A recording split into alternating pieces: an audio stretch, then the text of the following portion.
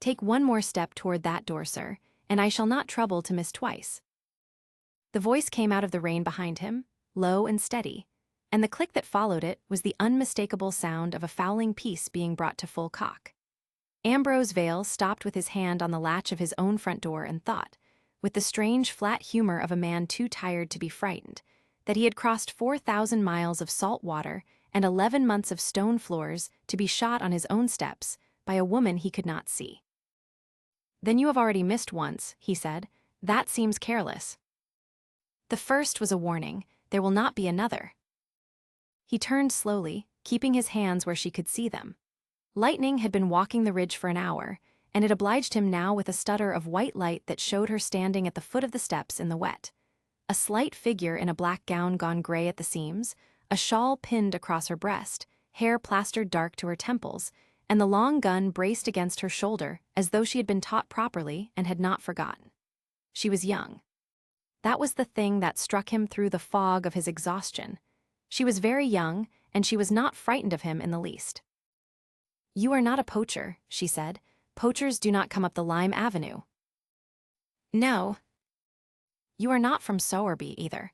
His men come in daylight, and they come in twos." "I have never in my life heard the name." That gave her pause. He watched her decide in the space of a breath that this made him more dangerous rather than less. The muzzle did not waver.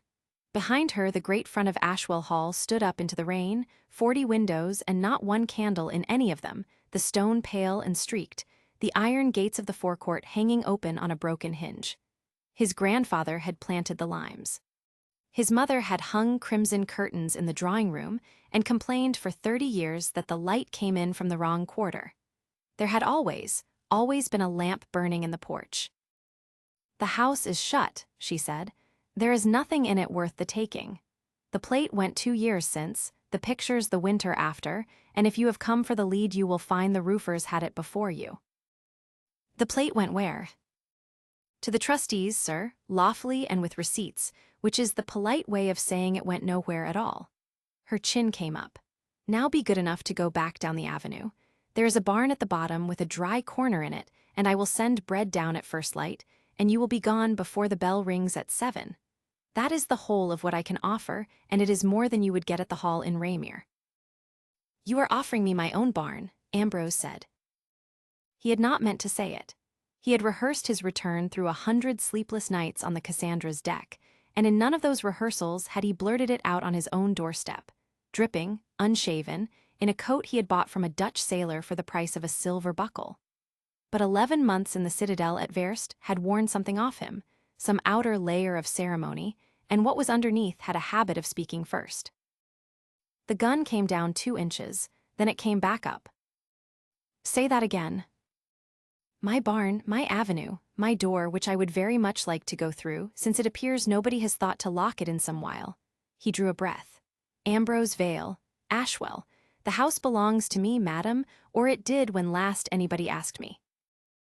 The rain filled up the silence. She stood so still that he began to wonder whether she had understood him at all, and then he saw that her hands had started to shake, not with fear, he thought, but with the particular tremor of a person holding something very heavy and refusing to set it down. "No," she said. "I assure you." "No, the Duke of Ashwell was drowned off the Carrick coast in the spring of the year before last. The notice was read in our own church. Mr. Sowerby had it from the underwriters, and the underwriters had it from the master of a Portuguese brig. And there was a service, sir. There was a service with the bell rung 9 times and the tenants standing in the rain. And I stood at the back of it with 2 mourning bands sewn out of one. And I will not," her voice cracked clean across the middle, and she stopped and mended it. "I will not have a man walk up my avenue in the dark and say that name to me." "Your avenue," he noticed. She had said it without noticing she had said it. "The brig's master was mistaken," Ambrose said. "Or paid. I have had a long while to consider which. 11 of us came off the wreck alive and were held for ransom in a fortress with walls 9 feet thick, and the letters we were permitted to write were not, I now believe, permitted to arrive. I came home by way of 4 ships and a Dutch coasting hoy, and I have walked the last 11 miles from Raymere because there was no horse to be had after dark." He lifted his hands a little. "I have no papers. They were taken with everything else. I have nothing to show you but my face, which I am told has altered, and my voice, which you have never heard, and the fact that I know there is a nail in the third step of the terrace that has been coming up since I was 9 years old and nobody has ever driven it home." She said nothing. "There is a mason's mark on the corner of the ice house," he went on, "shaped like a bird's foot. There is a portrait of a woman in a green riding habit on the landing, and my father used to say she looked as though she had been asked to hold somebody's hat. There is a bell in the stable yard that has not rung true since." "Stop!" The fowling piece came down. She lowered it carefully, the way one puts down something one has been trusted with, and set the butt against the gravel and leaned on it and looked at him. "Stop! Stop!" "Madam." "Do you know what has been done here?" she said. "Do you know what has been done here in your absence, sir, while you were behind your 9-foot walls?" "No," said Ambrose. "That is precisely why I am standing in the rain instead of going to bed." Something went across her face that he could not read at all. She turned her head toward the west wing, where a single window on the ground floor showed, now that he looked for it, the faintest fringe of light around a shutter, one candle, husbanded, set low so as not to be seen from the road. "Then you had better come in," she said, "and be quiet on the stairs because they are asleep, and if you wake Amity she will not go down again until 3. He did not ask who Amity was, he followed her. The great door gave onto the stone hall, and the stone hall was cold as a quarry and smelled of damp plaster, and faintly of soap. Somebody had scrubbed the floor. That was the first thing he understood about her, before he knew her name. The house had been stripped and shut and abandoned by every person paid to care for it, and somebody had got down on her knees and scrubbed the flags of the entrance hall so that whoever came, if anyone came, would not find it filthy. She took the candle from a niche and went ahead of him, and he saw the hall in fragments as the light swung. The pale squares on the walls where the pictures had hung, the drawing-room doors standing open on an empty room with the boards bare, and the curtain rings naked as ribs, the long gallery beyond in total blackness. His mother's crimson curtains. Gone. The pictures were sold. 16 of them. There was an inventory and a valuation and a sale at Raymere, and the money went into the trust for the maintenance of the estate and the education of the wards. She said it in the level rattle of a person who has repeated a sentence so often it has worn smooth. The estate is not maintained, and the wards have not been educated. You may draw your own conclusions, sir, and you will be drawing them a good deal later than I did. The wards. She stopped so abruptly that he nearly walked into her. When she turned, the candle was between them, and the light came up under her face and showed him what the rain and the dark had hidden.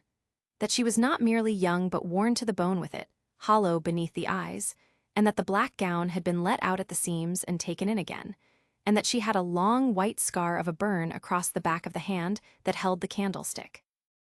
"You do not know," she said. "I know nothing. I know that my sister's children were left to my guardianship 4 years ago, and that when I sailed they were at Havers Cross with their father's aunt, and I know that I wrote letters that appear to have gone into the sea. And beyond that, madam, I have been a dead man for 18 months, and dead men are told very little. Their father's aunt died in the autumn you sailed." She said it gently, which he had not expected. "There was nowhere else. My husband was your land agent, Mr. Daniel Wren. He had the home farm office and the tenant rolls. Your instruction, sir, before you went, was that he should stand as guardian in fact if any need arose, and see them cared for and account to you. So they came to us. Theodore was 6 and Amity was 2, and they came in a cart with a canary, in a cage, and neither of them would speak for 11 days. Wren, Ambrose said. Yes, a steady man, he wrote a fine clean hand. He did. The candle flame stood very straight. He died 2 winters ago, of a fever he took from the Slade cottages when the well went bad and he went down to see it stopped. He was 9 and 20. I was 3 and 20, and I had a house with no wages in it, and 2 of your sister's children in the nursery and a trustee in Raymere who told me, in writing, that as I was neither a Vale nor a relation nor a person of any standing whatsoever, the maintenance could not be paid into my hands. She turned and went on up the passage. I have raised them alone for 2 years, your grace, if you are your grace. That is the answer to your question, and now be quiet, because we are coming to the door. He was quiet. The room she brought him to had been the still room in his grandmother's day. It had a good chimney and one window and a stone sink, and somebody had turned it into the whole of a life. 2 truckle beds against the far wall, a table with a lamp and a slate, and a heel of loaf under a cloth, a line of stockings drying, a shelf of 9 books, a canary cage with a cloth over it, and a fire so small it was more a habit than a fire. On the near bed, a boy of 10 lay flung out on his back with one arm over his eyes. On the far bed, under a coverlet made of 4 different coverlets, a small girl slept with her fist closed in the hem of a hair ribbon. Ambrose stood in the doorway and found that he could not go in. He had rehearsed this too. In the citadel he had built the return the way a man builds a ship in a bottle, piece by lamplight, and in every version of it, he had come up the avenue and the windows had been lit, and there had been a shout from the stable yard and Theodore would have grown and Amity would not remember him, and there would have been a great deal of noise, and somebody would have brought him something to eat. He had not built this. He had not built the boy's wrists sticking out of a nightshirt 3 years too small, or the tin candlestick, or the one thin fire, or the fact that his sister's children were asleep in a scullery. He is tall, he said when he could. He is hungry. It comes to the same thing at that age. She set the candle on the table and shielded it with her hand, and looked at the boy, and her whole face changed in a way that made Ambrose look away. Theodore is 10.5. He can read anything you put in front of him, he can set a rabbit snare, and he believes that his uncle the Duke abandoned him, because that is what he has been told at Raymere Market by men who thought he was too small to be listening. Amity is 6. She does not remember her mother, and she does not remember you, and she has been told that you are dead, so I will thank you not to inform her otherwise at 4 in the morning. Mrs. Wren, Ambrose said. Honora Wren, she straightened the cloth over the canary cage, since you will have to call me something. Mrs. Wren, who is Sowerby. She laughed. It was not a good sound, it was too quick and too dry, and it stopped at once out of consideration for the sleepers. Mr. Silas Sowerby is your man of business, sir. He was your father's, and your father trusted him, and he has been trustee of the Ashwell estate, and of the ward's portion these 4 years by an instrument you signed yourself before you sailed. He lives in a new brick house in Raymere with a fanlight over the door and a cook. She began, quite unconsciously, to tidy the table, the slate square to the edge, the bread under the cloth. He is also the man who obtained the presumption of your death 18 months ago, and who has since been most helpful to your cousin. Ambrose's hands were perfectly still at his sides. I have no cousin. You have Mr. Cassius Vale, said Honora Wren, and he has been living at Ashwell Lodge since March, and he calls himself the heir presumptive, and in 11 days he goes before the court to ask that the presumption be made a finding, and the title with it, and the guardianship of Theodore and Amity havers into the bargain, because a man who means to be Duke of Ashwell cannot have your sister's children being brought up in a scullery by a steward's widow. It looks so very bad. She turned. In the candlelight her eyes were dry and enormous. 11 days, sir. So if you are truly Ambrose Vale, you have come home at exactly the right hour, and if you are a liar you have come at the worst possible one, and either way I would be obliged if you would sit down, because you have gone the color of the wall. He sat down. There was a stool by the fire, and it took his weight, and the room tipped gently and righted itself. Somewhere above them the roof was letting water into an empty ballroom, and he could hear it, patient and regular, a sound like a clock in a house where nobody lived. 11 days, he said. 10 by the morning. Then I shall want a razor, a horse, and every scrap of paper you have kept. Honora Wren stood over him with her hands folded and looked at him for a long moment. The borrowed coat, the saltruined boots, the beard, the hollowed face of a man who had come 11 miles on foot to a house with no candle in the porch. Every scrap I have kept, she said slowly, runs to 940 pages, your grace, because I have entered every farthing that has come into this house and gone out of it for 2 years, on the chance that one day somebody would come and ask me for an accounting. Nobody ever has. Her voice did not shake this time. You may have it all at 7 o'clock. There is a mattress in the pantry and a blanket that is not damp, and if you wake before the bell, the 3rd step of the terrace, sir. The nail.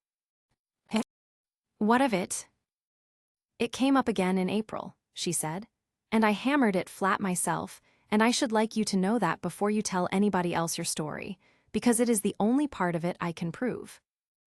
She took the candle and went out, and left him in the dark with the rain, and Ambrose Vale, 6th Duke of Ashwell, put his face in his hands and sat listening to his sister's children breathe. He woke at 6 with a stone floor under his hip and a smell of wood smoke in the air. And for a moment, in the way that had happened every morning for 11 months, he did not know which country he was in. Then he heard a child counting. 22, 23, 24, Nora, it will not go past 24, the sums are wrong. The sums are never wrong, Amity. The girl doing the sums is occasionally wrong. Begin at 19 and go slowly. Ambrose lay still and listened to his sister's daughter count eggs. There were, it emerged, 26, of which 9 were to go to Widow Sparrow because her hens had the roup, and 4 were to be kept back for Tuesday, and the rest were to go to Raymere with a woman named Bet Hallow who would bring back candles, and, if the price had come down, a quarter of tea. He listened to a boy be told to fetch water twice and be thanked both times. He listened to Honora Wren tell a fabricated and confident story about a traveler who had been given the pantry for the night and who was not to be pestered, and to Theodore Havers say, in the flat voice of a boy who has learned that adults conceal things, "Is he from Sowerby?" And to Honora say, "No, he has nothing to do with Sowerby, and if he were I should have shot him." Ambrose got up and washed in cold water in the stone sink of the scullery, and found that his hands were unsteady, and stood a while with them braced on the sink until they stopped.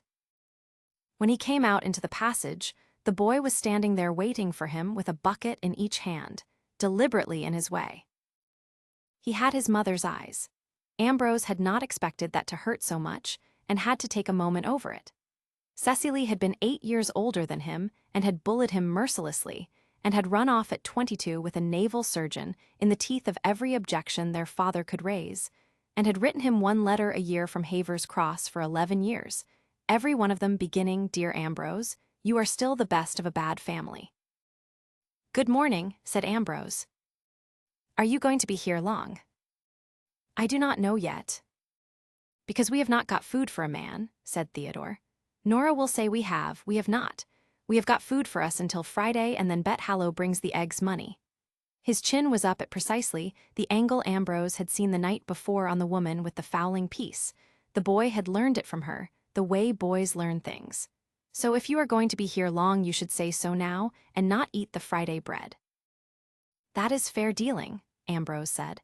"Then I will tell you what I mean to do, and you may judge whether it is worth the bread.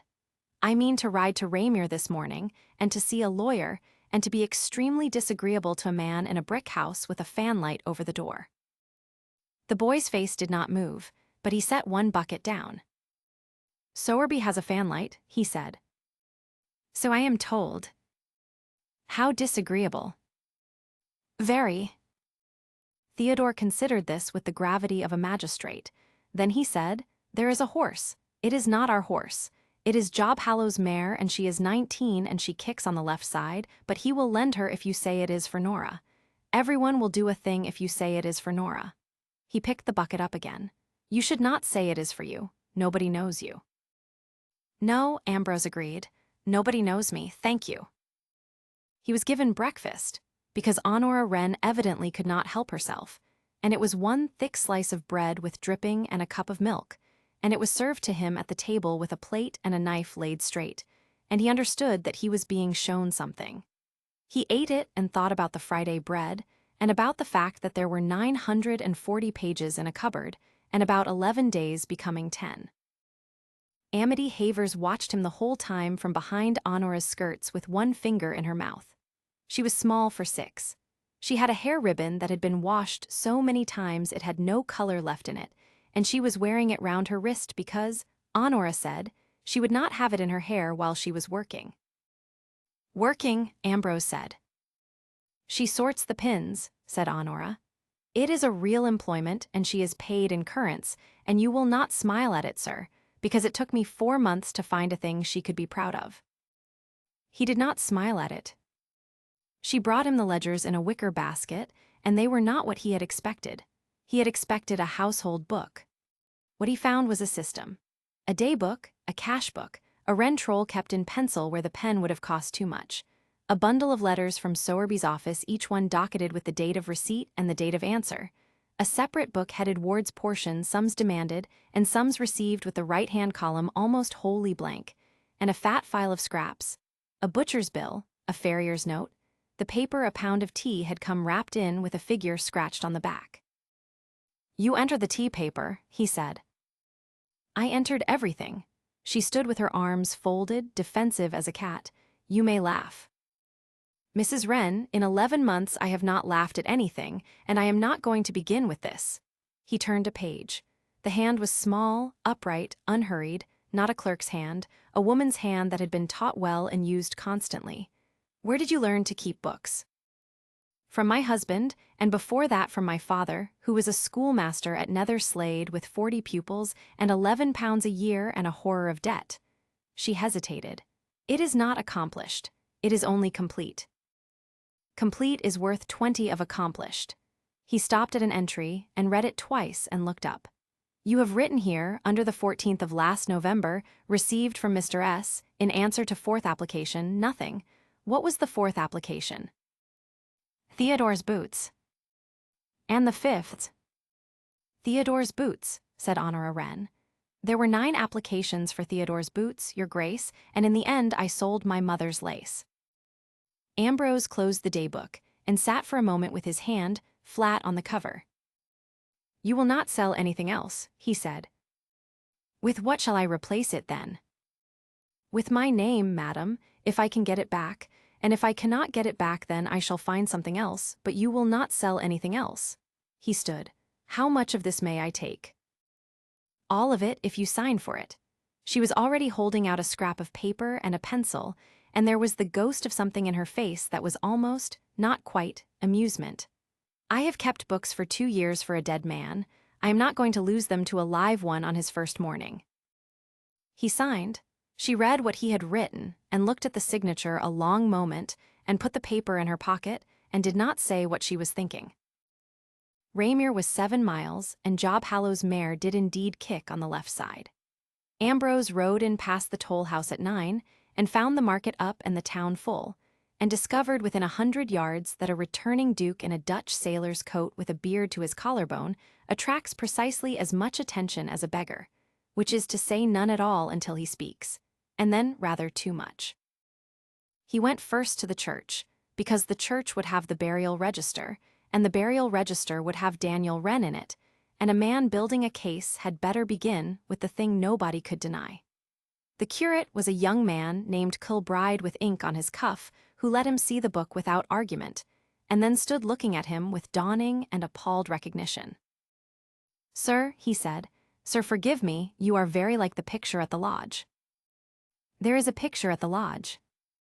Mr. Cassius Vale had the family pictures brought there from the sale. He purchased 16 of them himself. Kilbride went slightly red. "For the family," he said, "to keep them together." "Did he?" Ambrose set his finger under an entry. "Daniel Wren, land agent, aged 29, of the home farm, Ashwell, who paid for the burial, Mr. Kilbride." The curate turned pages unhappy. "There is a note. It says the widow by installments." "By installments," Ambrose repeated. 11 of them, sir. She brought the last in June." Ambrose stood in the cold church with his hat in his hands and looked at the entry for a long time, and something that had been merely urgent in him became something else, harder and quieter and considerably more dangerous, and he thanked the curate and went out into the market and asked a boy which house had the fanlight. Silas Sowerby's clerk kept him waiting 50 minutes, which was interesting. He was shown up at last into a first-floor room with a good carpet, a bracket clock, and a very fine mahogany desk, behind which sat a neat elderly man with white hair brushed forward and small, pleasant, capable eyes. Ambrose remembered him at once. Sowerby had come to Ashwell twice a year for 30 years, and had once given a boy of 9 a shilling for holding his horse, and had been thanked, and had said, "A duke's son should not hold horses, Master Ambrose." Sowerby looked up, and Ambrose, who had spent 11 months learning to read faces across a language barrier, watched the whole thing happen in a single second. The flick of the eyes, the recognition, the fractional stillness, the decision. It was the decision he would remember. It was not surprise and it was not joy. It was arithmetic. "Good morning," said Sowerby. "How may I serve you?" "You know me." "I am afraid I have not the pleasure." "Silas Sowerby," Ambrose said. "You gave me a shilling in the stable yard at Ashwell in the year I broke my collarbone, and you told me a duke's son should not hold horses. You drew the instrument by which I appointed you trustee, and you sat at the end of the library table to do it, and you complained that the chimney smoked. My father called you Silas to your face, and Sowerby behind your back, and you knew it, and did not mind." He set his hands on the back of the chair he had not been offered. "I am Ambrose Vale. Look at me and say again that you have not the pleasure." The bracket clock ticked. Sowerby laid down his pen with great care. "Sir," he said, "you would not be the first. There has been one before you, a person from the coast, in April, who represented himself as his late grace, and was found to be a discharged mate off a collier.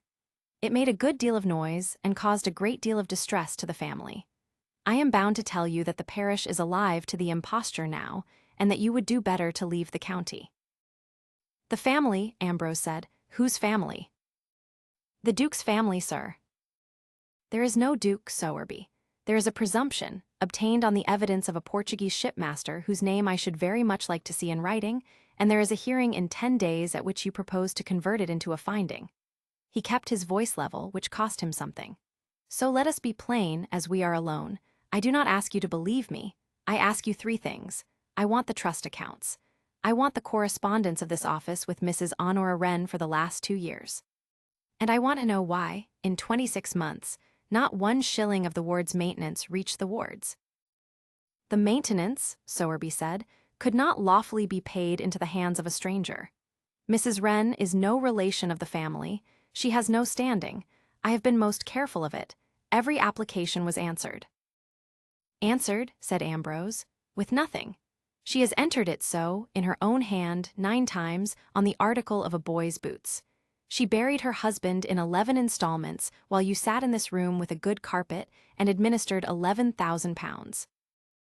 For the first time, something moved in the small, pleasant eyes.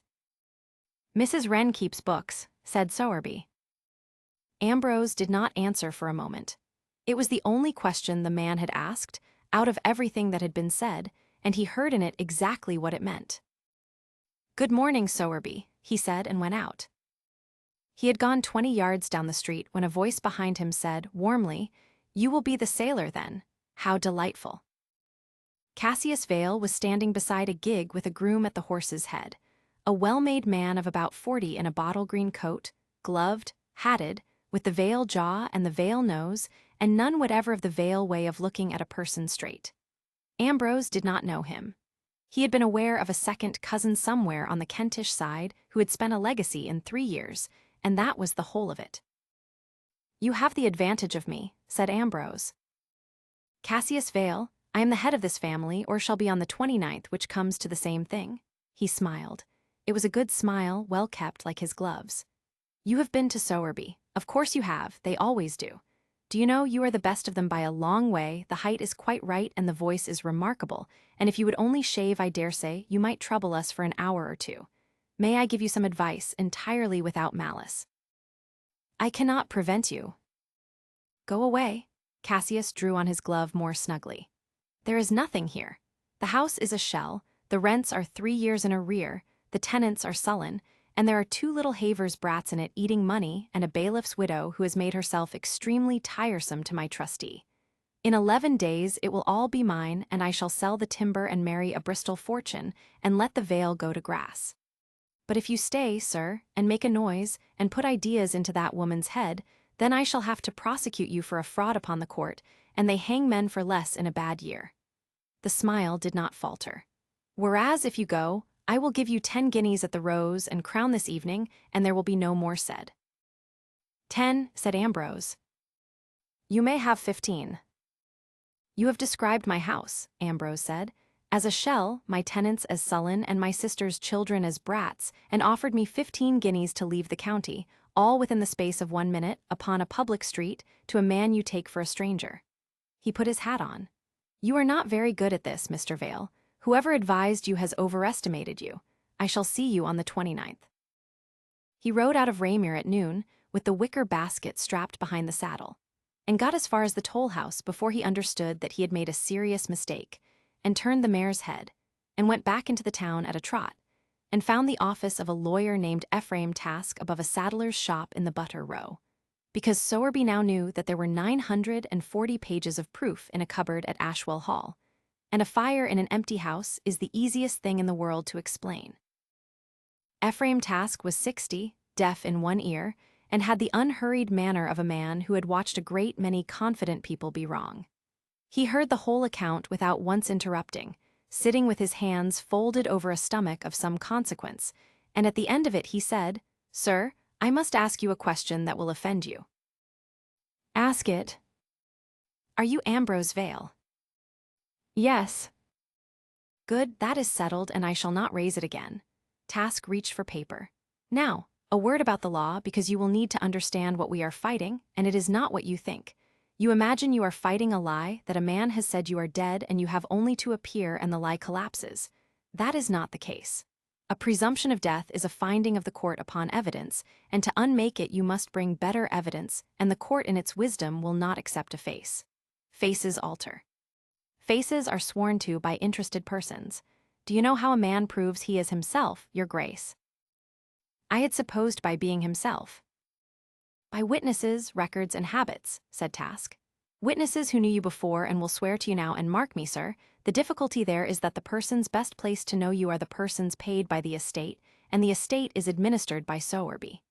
Records, your signature, your hand, letters written by you and preserved by others, entries in books, and habits, the small, unrepeatable knowledge of a house and a family that an impostor cannot have got up, a nail in a step, a mason's mark. A private name for a dog." He was writing rapidly now. "We have 10 days. We shall want 30 witnesses and shall be lucky to hold 6. 6. Sir, I have practiced in this town 34 years. Silas Sowerby holds the mortgage on the Rose and Crown. He is agent for 2 other estates, and he has the ear of every attorney between here and the coast. When it becomes known that you are alive, every man in the Vale will believe you at once, and half of them will be afraid to say so by Thursday. That is not wickedness. That is rent." He looked up. "Who has stood by these children?" "Mrs. Wren, nobody else." "Then Mrs. Wren is your case," said Task, "and Sowerby knows it, which is why you were right to come back up my stairs. Those books must be out of that house tonight, and they must be copied, because if we lodge the originals with the court they are safe and useless. I want them read into a fair copy with a witness to every page. And there is a worse matter, and I will put it to you plainly since you are not a fool. If Cassius Vale cannot break you, he will break her." Ambrose looked at him. "How?" "By the only means available. She is a young woman living alone in a great house with a strange man newly arrived in it, and she has had the handling of no money and can show for it only her own writing. He will say she has embezzled a trust she was never trusted with, and he will say that she is unfit, and sir, forgive me, he will say the other thing, which needs no evidence at all and which no woman has ever yet washed out." Task set down his pen. "That is how the wardship is taken. Not by proving her a thief, by making her a subject of talk." The room was quiet. Down in the Butter Row, a man was calling apples. "Then I shall not stay in the house," said Ambrose. "That is the first sensible thing you have said." Task nodded slowly. "Lodge at the home farm with the Hallows and be seen to do it, and go up to the hall by daylight with a third person present, and keep a diary of every hour of it, and let every soul in the Vale know where you slept. It will feel absurd. Do it. She has one thing in the world, your grace, and it is her character, and you have had it in your gift for precisely 1 day." Ambrose rode home the 7 miles with the basket on his back, and thought about that until it had worn a groove in him. He told her that evening, standing in the stone hall with the door open behind him because Task's advice had already got into his bones, and she heard him out with her hands folded and her face perfectly still. When he had finished, she said, "Yes, I had thought of it." "You had thought of it?"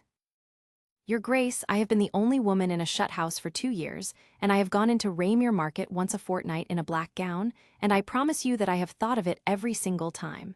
She said it without bitterness, which was somehow far worse. "Bet Hallow comes up at 7 and stays till dark. She has come every day since Daniel died. I did not ask her to. her husband made her.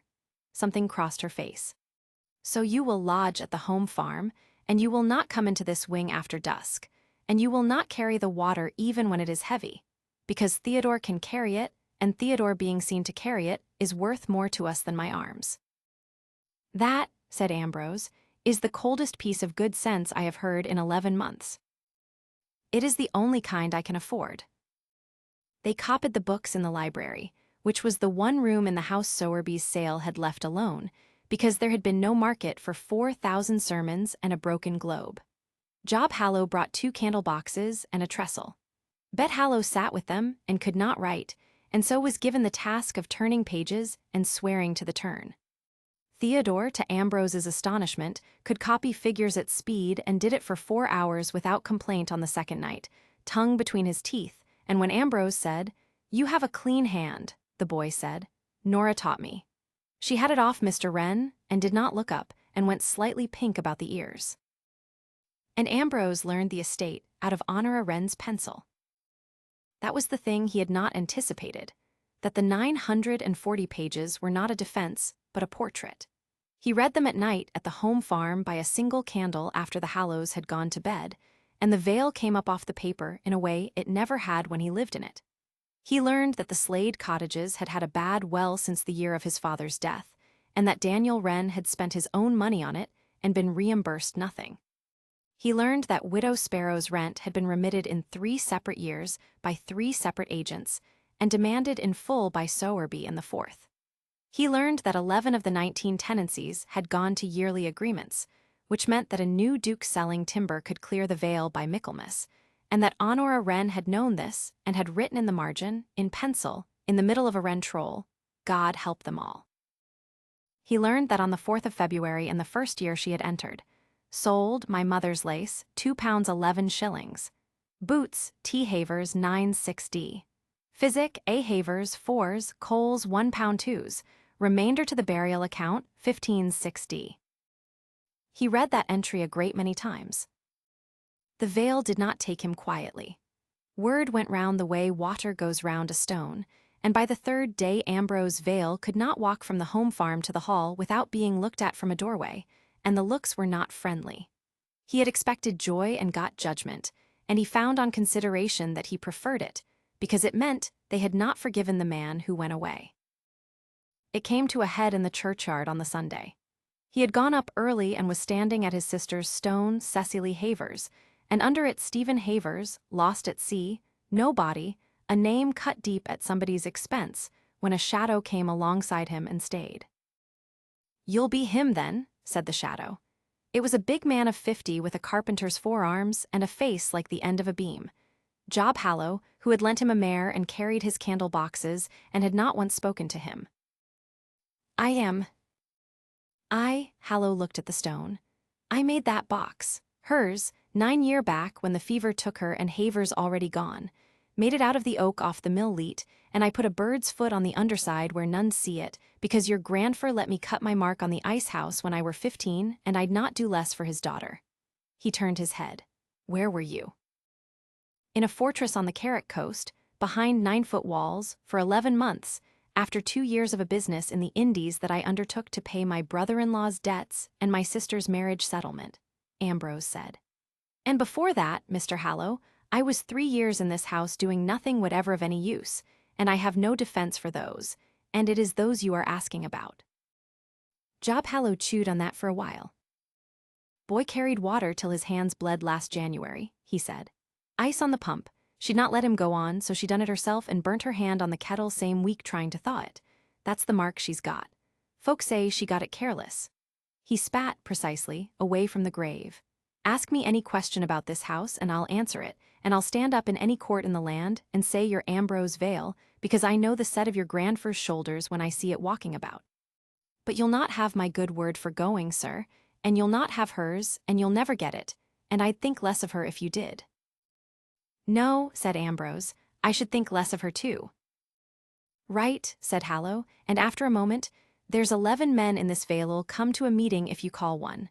There's another 6'll come and say nowt on account of Sowerby. You'll not get the rose and crown for it, he's got the paper on that. You can have my barn."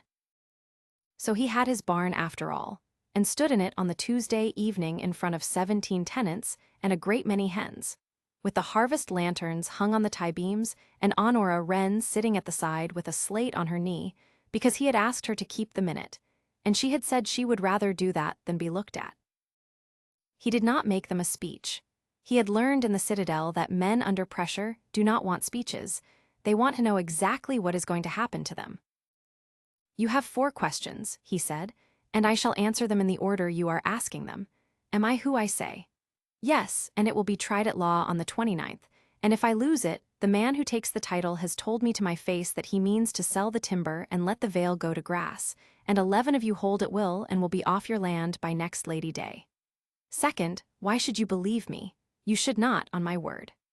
Believe Job Hallow, who has known this family 60 years, and believe your own eyes and then judge. Third, what do I want of you? Your names on a paper saying you know me, and 6 of you in a courtroom, which will cost you a day and a coat and possibly Mr. Sowerby's goodwill. Fourth. Fourth's the rents, said a voice from the back. Fourth's always the rents. Fourth is the rents, Ambrose agreed. There is nothing in my pocket tonight. I will not stand in a barn and promise money I have not got. I have had a belly full of men who promise. What I will do tonight in front of you is this.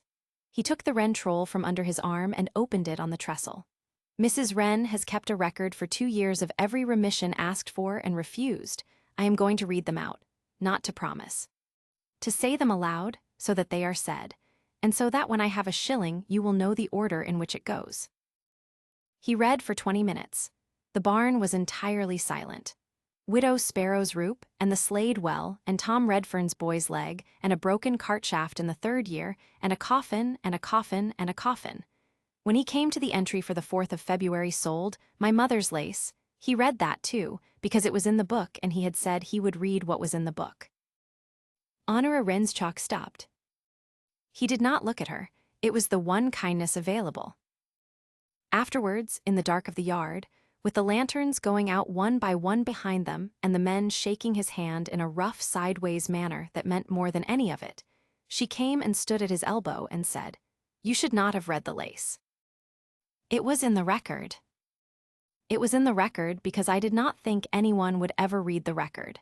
She had her arms wrapped about herself. "Your Grace, I have kept those books for 2 years the way a person prays, because it is right, and because nobody hears. It is a strange thing to be heard." Above them, the vale was black and the sky had cleared, and the chalk stream was talking to itself under the bridge. Ambrose Vale stood with his hat in his hand and discovered that he was afraid of something entirely new, and that it had nothing whatever to do with the 29th of the month. "Mrs. Wren," he said, "may I ask you something not to do with the case?" "You may ask." "Amity's ribbon, she wears it at her wrist. You said it took 4 months to find her something to be proud of. What is the ribbon?" Honora was quiet for a moment.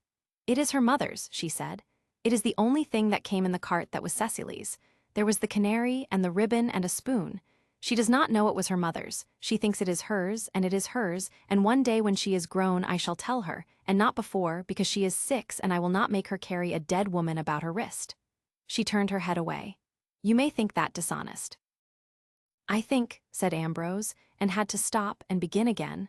"I think that when I sailed out of this country I believed I understood what it was to look after somebody, and that I have understood nothing at all until this week, and that I am 39 years old, madam, and it is a poor time to be starting."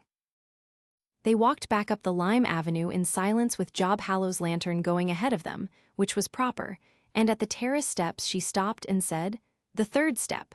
Put your foot on it." He put his foot on it. There was no give and no rattle. "There," said Honora Wren. "I told you it was the only part I could prove."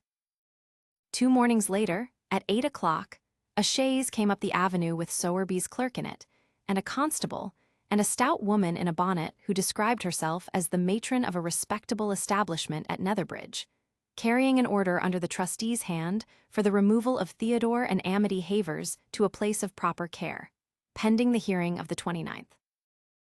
Ambrose was in the stable yard mending a bridle when he heard the wheels, and by the time he came round the corner of the house, the matron from Netherbridge was already on the terrace steps with her bonnet strings tied hard under her chin and her hand on Amity Haver's shoulder.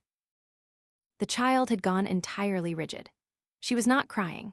She had her ribbon fist pressed against her mouth, and she was looking at the gravel, and Ambrose understood in one glance that she had learned somewhere in her 6 years that when large adults took hold of you, the correct course was to become as small and as quiet as possible, and that she had learned it before she came to Ashwell. "Take your hand off her," he said. "I am here under an order, sir." "Take your hand off her, and then show me the order." Something in the way it was said made the woman do it. Amity went across the terrace at a dead run and got behind Honora, who had come out of the west door with her sleeves still rolled from the washing, and Honora put a hand back and gathered her in without once looking down or breaking her stride, and Ambrose thought, 2 years. 2 years of doing that. Sowerby's clerk was a thin young man named Fenn who had clearly not slept. He held out the paper at arm's length. "By the hand of Mr. Silas Sowerby, trustee under the instrument of the 11th of June," he recited, "for the removal of the minors Theodore and Amity Havers to a place of proper care at Netherbridge, pending the hearing of the 29th instant, the said minors being at present in the custody of a person without standing, in a residence unfit for habitation, in company with a male stranger of unknown character." "Read the last part again," said Ambrose. Fenn read it again and turned the color of the paper. "In company with a male stranger of unknown character," Ambrose repeated. He handed the order back. "Constable, what is your name?" "Redfern, sir." The constable was a heavy, deeply unhappy man in a brown coat. "Tom Redfern." "You have a boy with a bad leg." Redfern's chin came up. "I have. It is entered in the rent book for the 3rd year, and the remission was refused. I read it out in Job Hallow's barn on Tuesday, and I dare say you heard of it." Ambrose held his eyes. "I am not going to ask you to disobey an order, Mr. Redfern. I am going to ask you a question about the paper you have brought, and you will answer it as an honest man, because you know the answer as well as I do. Is that order under the seal of any court?" Redfern looked at the paper for a long moment. "No, sir," he said. "It's Mr. Sowerby's own hand and Mr. Sowerby's own seal." "Then it is a request," said Ambrose, "dressed up as a command, and it has no more force in it than a letter from a bishop, and you brought it because you were told to, and I do not hold it against you. Here is what will now happen. Mrs. Wren will make you a fair copy of it, with the date and the hour, and you will sign the copy, and Mr. Fenn will sign the copy, and you will all 3 go back to Raymere and inform Mr. Sowerby that the minors are in the personal custody of their guardian appointed by deed, who is standing in front of you, and that if he wishes them removed, he may apply to the court on the 29th like a gentleman, and we shall all be there." "And if I am ordered back tomorrow with a proper order," said Redfern. "Then you will be doing your duty, and I shall not blame you for it," said Ambrose, "and I shall be in the courtroom before you, because Mr. Task has been sitting in his office since 7 o'clock this morning waiting for precisely this, and there is a caveat lodged already." There was not. There would be by noon. He had learned, in the Citadel, that the difference between a bluff and a promise is only ever a question of how fast you can ride afterwards. The matron began to say something about her expenses. Honora Wren, who had not spoken one word since she came out of the door, said, "Madam, how many are in your establishment at Netherbridge?" 29. "And how many in a bed?" The matron did not answer. 3, said Honora. "I know, because Tom Redfern's sister was in it 11 years since, and she has told me, and I have written it down." She let go of Amity's shoulder and stepped forward, and though she was a head shorter than the woman in the bonnet, Ambrose observed with some interest that the woman in the bonnet moved back. "You may put in your bill for the chaise. You will get it out of Mr. Sowerby, and you will have to ask him 9 times. They went. The gig turned at the bottom of the avenue, and the sound of it faded, and Amity Havers put her face into Honora's apron and finally cried, and Theodore came out from behind the water butt where he had been standing the entire time with the fowling piece in his hands, unloaded, because Honora had made him promise years ago never to load it, and Ambrose took it from him gently and said, "Not for this. Never for this. You had it right, but not for this," and the boy's shoulders came down about an inch. Then Ambrose rode to Raymere and lodged the caveat, and it was true by 11:30. The next 8 days were the strangest of his life, and afterwards, when he tried to account for them, he could never explain why they had been happy. They should not have been. The case hung by a thread. His own solicitor put their chances at rather less than even. He slept in a farmhouse loft on a flock mattress and rose at 5. His hands, which had been soft again after 11 months of doing nothing but turn pages of a foreign grammar in a stone cell, blistered and hardened, and every day he walked up the lime avenue expecting the chaise. But those were the days in which Ambrose Vale learned, at 9:30, how a household is actually held together, and it turned out to be one of the few pieces of knowledge he had ever acquired that he did not want to put down. He learned that the pump had to be primed with a cup of water kept ready overnight in a jug, and that if you forgot the jug, you lost 20 minutes. He learned that Amity would not eat crust unless it was cut in fingers and called soldiers, that she counted everything and had to be allowed to finish counting, and that if she was told the truth about a thing she was afraid of, plainly and once, she would settle, whereas if she was soothed she would fret for hours. He learned that Theodore's hostility was not hostility at all, but arithmetic of a different kind. The boy had worked out that he was the man of the house, and had been doing the sums of it since he was 8, and that what he wanted was not comfort, but a share of the actual problem. So Ambrose gave him the problem. He set him to making a list of every person in the Vale who had known the Duke of Ashwell before he sailed, with their age and their trade, and whether they held land of the estate, and Theodore did it in 3 evenings, and put an asterisk against the ones who held at will, unprompted, and when Ambrose asked why, said, "Because those are the ones who are frightened." "That," said Ambrose, "is exactly the reason, and you had better not say it out of this room." "I know," said Theodore. Then, in a rush, not looking up, "Did you get our letters?" Ambrose set down his pen. "No," he said, "not one, and I wrote 9, and I am told they never went aboard a ship at all. Did you write?" "Nora made us, every quarter-day. She said you were to have news even if you never had it, and she made us tell you real things and not just that we were well." The boy's ears had gone red again. "I wrote that I had shot a rat in the dairy. It was not true. I have never shot anything." "Where are they?" "In the box under her bed," said Theodore. "There are 31. Ambrose went out and stood in the stable yard for some time in the cold. He asked her for them the next morning, and she went white and then said, "You have no idea what you are asking," and then went and got the box and set it on the library table and stood with her back to the window while he opened it. 31 letters, folded, addressed in a boy's hand and then in Amity's crayon and then in a boy's hand again, and every one of them with a note in pencil on the outside in Honora's writing. 14 March to be sent by Rudder's carrier to the agent for the packet. Returned. 24 June sent, no answer. 29 Sept sent to the underwriter's office, refused, and in among them 12 more, folded smaller, addressed to nobody, her own. "Those are not for you," she said quickly. "No. They are to my husband." She put her hands over her face for a second and took them down again, composed. "It is a foolish practice. I began at the first winter because there was nobody to tell things to, and I found I could not stop. There is nothing in them but the well and the rents and the price of coals." "Mrs. Wren," said Ambrose, "I spent 11 months in a room 9 feet by 7 with a Genoese merchant who talked in his sleep, and I got through it by writing letters in my head to a sister who has been dead 9 years. There is nothing foolish in it that I can see." He closed the box. "But the children's letters must go to task, and they will be read out in a courtroom by a stranger, and Theodore's rat will be read out with them, and I want your judgment first. Is he strong enough to bear that?" She thought about it seriously. That was another thing he had come to notice about her. She never answered any question concerning those 2 children quickly. "He will be prouder than you can imagine," she said, "and he will pretend not to be, and he will be unbearable for a week afterwards. Amity must not be in the room, not because of the letters, because of the crowd." "Agreed." "And your Grace," she hesitated, "there is a thing I ought to say, and if I do not say it now, I shall lose the nerve. You have been kind to them for 8 days, and it has cost you nothing yet, and they are beginning to look for you at the gate." Her voice was very level. If you lose on the 29th, you will go, or be made to go, and they will have been left twice.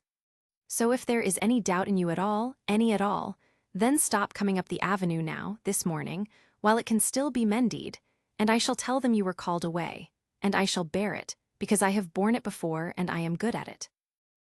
Ambrose stood at the library table with his hand on a wooden box full of 31 letters that had never reached him. If I lose on the 29th, he said, I shall be a man of no title, no name, and no money, and I shall very likely be prosecuted. That is the truth, and I will not dress it up. But there is no doubt in me, madam, and there will not be. Whatever the court finds, I do not leave those children again while I live. He looked up. That is not gallantry. I have nothing to be gallant with. It is simply the only thing I know for certain about myself, and I did not know it a fortnight ago. She did not say anything for a while. Then she said, Then you had better learn to prime the pump properly, because you have wasted the jug twice, and went out, and he heard her stop in the passage once before she went on. On the Thursday, Ambrose walked down to the Slade cottages with Job Hallow and looked at the well, and found it precisely as the pencil had described it, and put his own hand in the water, and smelled it, and understood that a man had died of that. He set 6 of the tenants to sinking a new one on the higher ground, and paid for the first day of it by selling the silver buttons off the coat he had bought from a Dutch sailor. On the Friday, he went to the almshouse at Raymere to find Miss Dorcas Pell, who had been housekeeper at Ashwell Hall for 31 years and had been turned off with a fortnight's wages when the house was shut. She was 74 and nearly blind, and she was sitting by the window with a bit of mending she could not see to do, and when he said, Miss Pell, it is Ambrose Vale. The old woman put out both hands and took his face between them and felt it, thoroughly, like a woman testing a melon, and then began to cry with the terrible, unembarrassed grief of the very old. They said you were drowned, she said. They had a service. I did not go, I would not go, and Mr. Sowerby's clerk came and said it was disrespect. Miss Pell, will you swear to me in court? Her hands came down, and the change in her was so immediate and so complete that Ambrose felt it as a physical thing, like a door pulled shut in a passage. I cannot, she said. Why?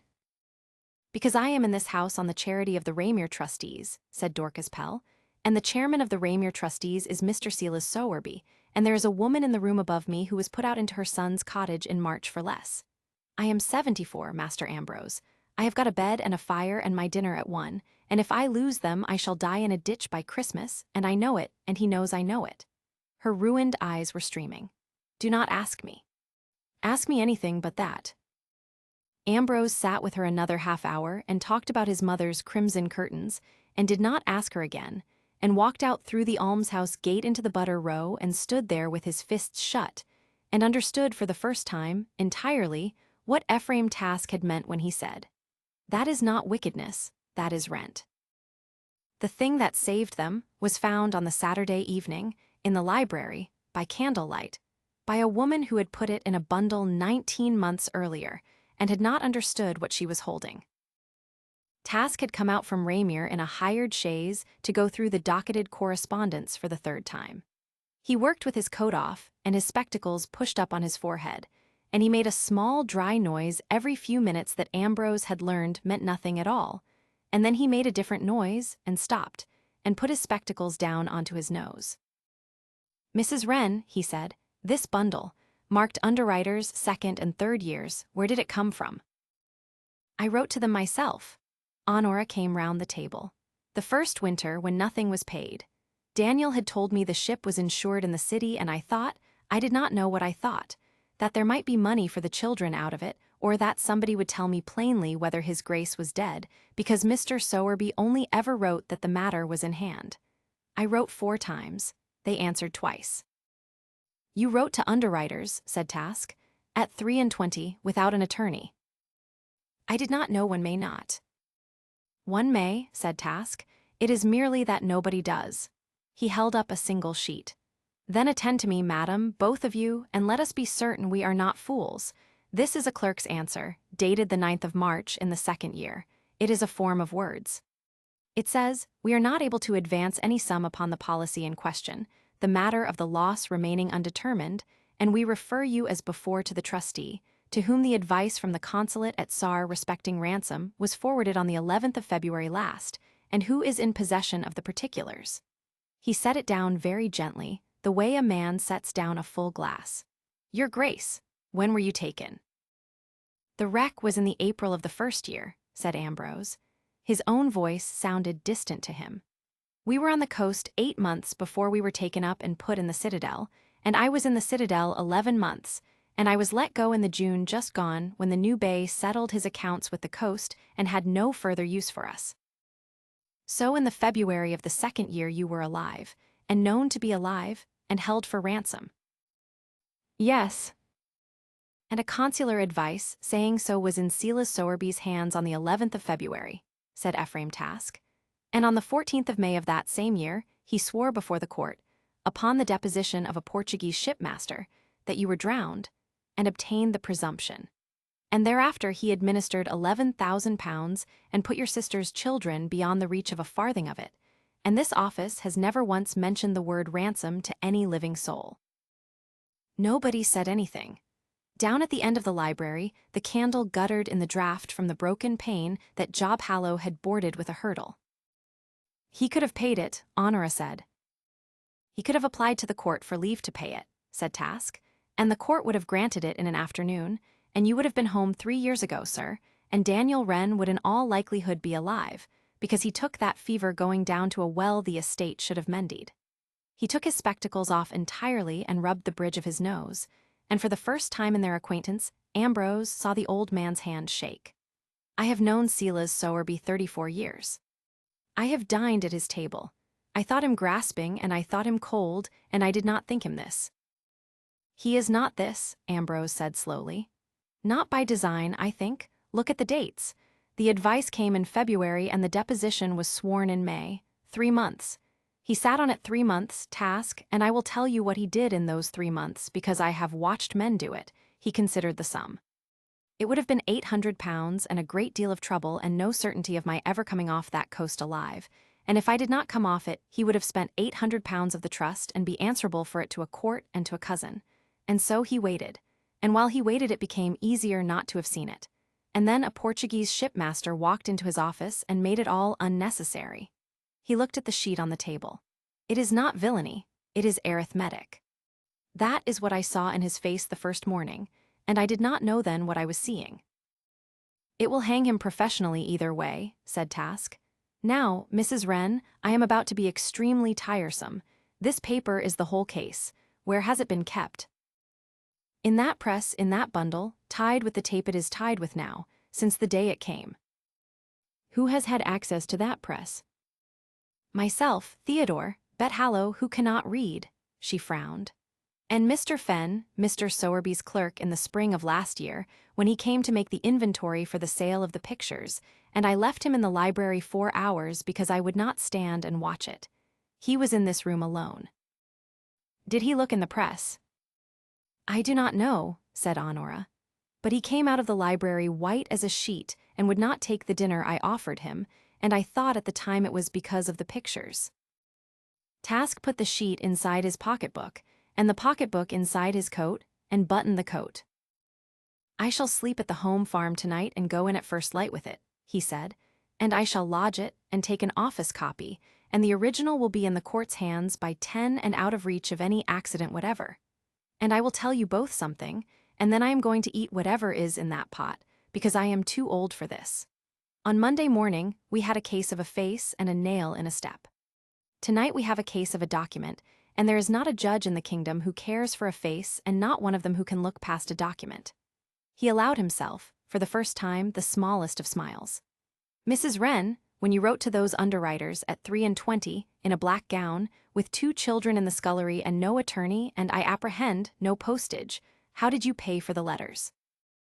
Eggs, said Honora Wren. Then this estate was saved by eggs, said Ephraim Task, and I shall say so in court, and I shall enjoy it very much.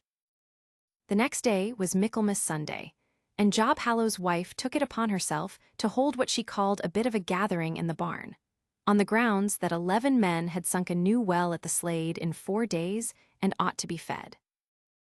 Ambrose had intended to stay away, and had been told by Bet Hallow that he would do no such thing. So there were lanterns in the tie beams again, and trestles, and 2 hams and a mountain of peas pudding, and a great crock of cider that had been laid down in a better year, and Widow Sparrow's 4 remaining hens shut in a hamper under the table where they commented on everything. Somebody had brought a fiddle.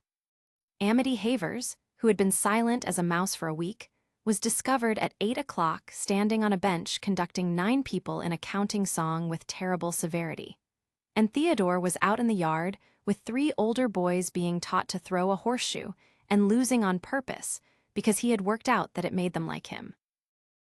And Honora Wren came into the barn out of the dark in a gown that was not black. It was gray.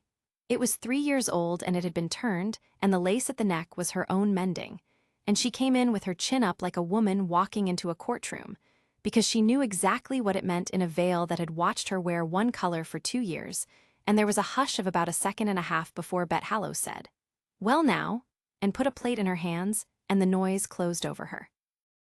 Ambrose was standing by the door with a mug he had not drunk out of, and he found that he had entirely lost the thread of what the man beside him was saying about drainage.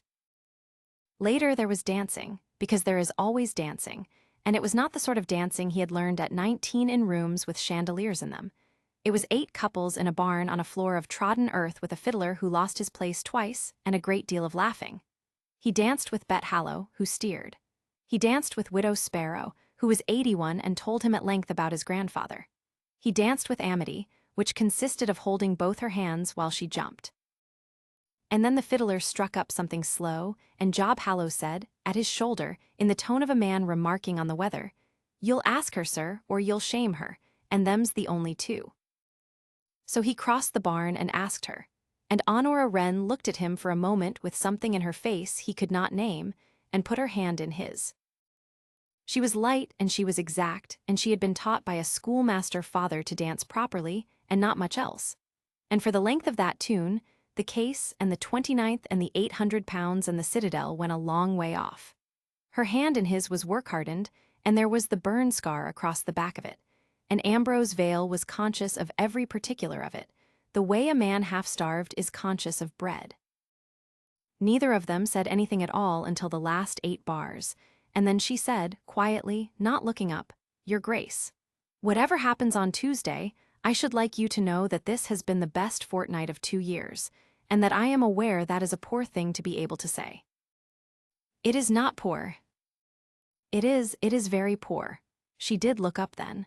"I have been so tired for so long that I had stopped noticing I was tired, and this week I noticed because there was somebody at the gate. That is all it takes, somebody at the gate." Her fingers tightened once, and then she was careful again. "You will not say anything to me now, not tonight." "Why not?" "Because you are a duke who has been dead for 18 months, and I am your dead agent's widow, and on Tuesday a lawyer is going to stand up in a public court and say that I am a thief and worse, and if you say anything to me tonight, sir, then when I hear it said I shall have to wonder whether it is true." The music stopped. She stepped back and made him a small, perfectly correct curtsy. "So do not until it is said and answered. Then you may say what you like, and I shall listen to every word of it." He let her go, and stood in the middle of the barn floor while the fiddler tuned, and Job Hallow handed him back his mug without a word. Cassius Vale came up the avenue at 3 the next afternoon, alone, in the gig, in a coat the color of a bruise, and did not go to the door. He went round to the terrace, where Honora was pegging out washing with Amity handing her the pegs, and Ambrose, who was on the roof of the west wing with Job Hallow looking at a valley gutter, saw the gig come and went down the ladder faster than was sensible and arrived at the corner of the house in time to hear the end of it. "A very handsome offer, Mrs. Wren, and you will not have another. 200 pounds and a character. You may go to your cousin at Netherbridge, or to the coast, or anywhere in England you please, and no more will be said about the trust money, and the little ones will be at Netherbridge, where they will be fed at the public charge and taught a trade, which is a great deal more than a bailiff's widow can promise them." "They are my sister's children," said Ambrose, coming round the corner, "and you will not speak to her again." Cassius turned, entirely unhurried. "Ah, the sailor, down from the roof, you are mending my gutters, that is civil of you." He looked back at Honora. 200 pounds, madam. Consider it overnight. I do not make it out of kindness. I make it because my counsel tells me that a courtroom is an ugly place for a young woman, and because when I am Duke of Ashwell, I would rather not begin with the Vale hating me over a widow. That is honest, at least." "It is honest," said Honora Wren. She took the last peg out of her mouth. "Mr. Vale, may I tell you what I shall be doing tomorrow at 10 o'clock? I shall be sitting in the second row of that courtroom in a gray gown with 940 pages on my knee, and when your attorney says the word thief, I shall look at him, and I shall not look away, and every man in that room from this Vale will see me do it. And you have offered me 200 pounds because you have worked out, quite correctly, that it is the one thing you cannot buy." She turned and picked up the empty basket and set her hand on Amity's head. "Your gutters are in a shocking state. It is because nobody has cleared the lime leaves out of the valley in 4 years. I have written it down." The gig went away down the avenue, and Ambrose stood looking after it until the sound of the wheels had gone into the trees, and then he went and finished the valley gutter, because there was nothing else to be done with the afternoon, and because Job Hallow had a way of standing at the foot of a ladder that made a man come back up it. "He'll not stop at 200, said Hallow from below. "No. He'll not stop at anything, that one. I've seen his sort in a horse fair. It's not the money he's after now. He's been told no in front of a woman and a bairn, and them's the ones that fester." They cleared 4 barrowloads of lime leaves out of the West Valley and found, underneath, a lead gutter split from end to end and a rafter foot soft as cheese, and Ambrose put his thumb through it and understood that 4 years of nobody clearing leaves had cost more than 4 years of clearing them would have, and that this was very likely the truest sentence anybody could utter about the whole estate, and possibly about himself. He came down at 6 with his hands filthy, and found Amity Havers sitting on the bottom step of the terrace with a wooden bowl in her lap and a paper of pins beside her. She had not yet spoken to him directly. 3 weeks, and she had spoken about him at length to Honora in his hearing with great freedom. "He is on the roof. He has got a hole in that coat.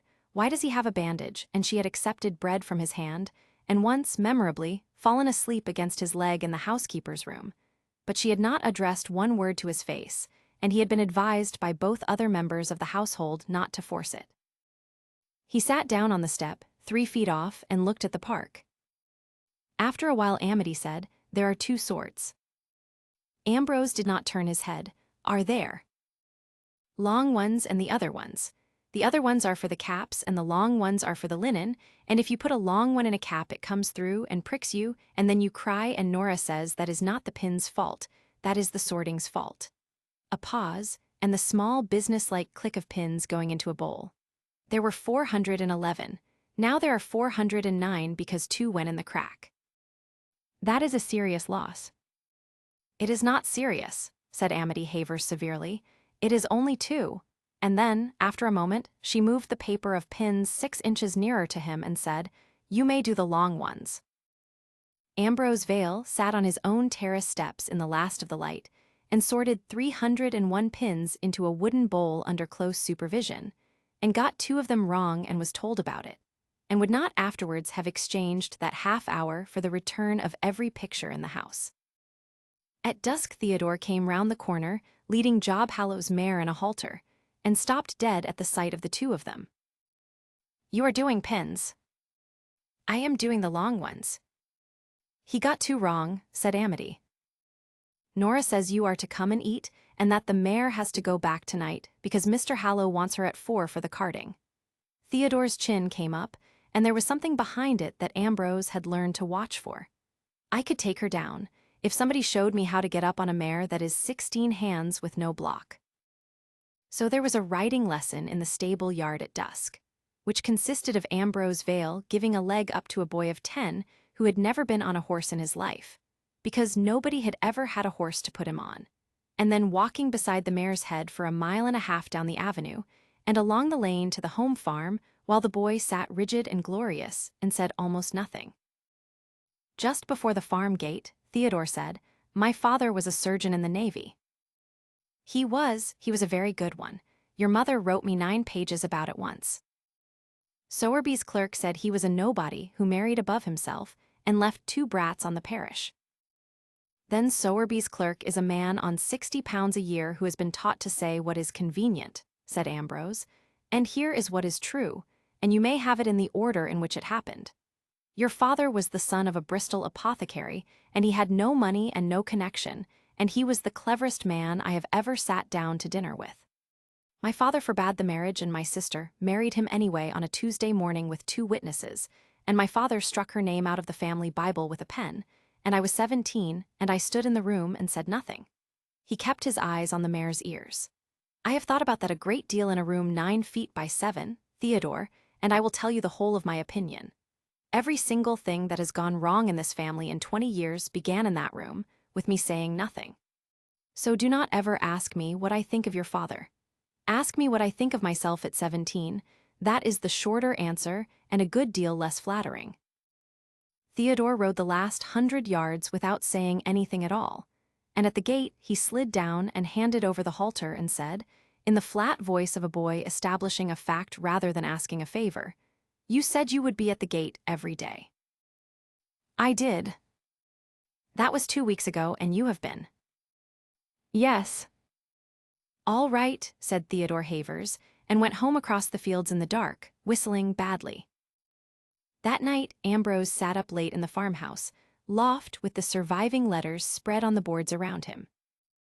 Not the children's, those had gone to task. 12 others, folded small, addressed to nobody, which she had told him were not for him and which he had, after 4 days of argument with himself, asked leave to read on the ground that the hand was hers and the dates were hers and task might want them, and she had said, "Then read them and do not speak to me about them," and gone out of the room. They were not what she had said they were. There was the well in them, and the rents, and the price of coals. There was also this, on a single sheet, the 7th, dated in the January after Daniel Wren died. I cannot get the pump to prime. I have done it 100 times with you standing there, and tonight I could not do it, and I sat down on the wet stones, and I said out loud, "Daniel, come and do the pump," and nobody came, and Theodore heard me and got up and did it himself and never said a word about it, and he is 9, and I have made him 9 years old for the last time in his life.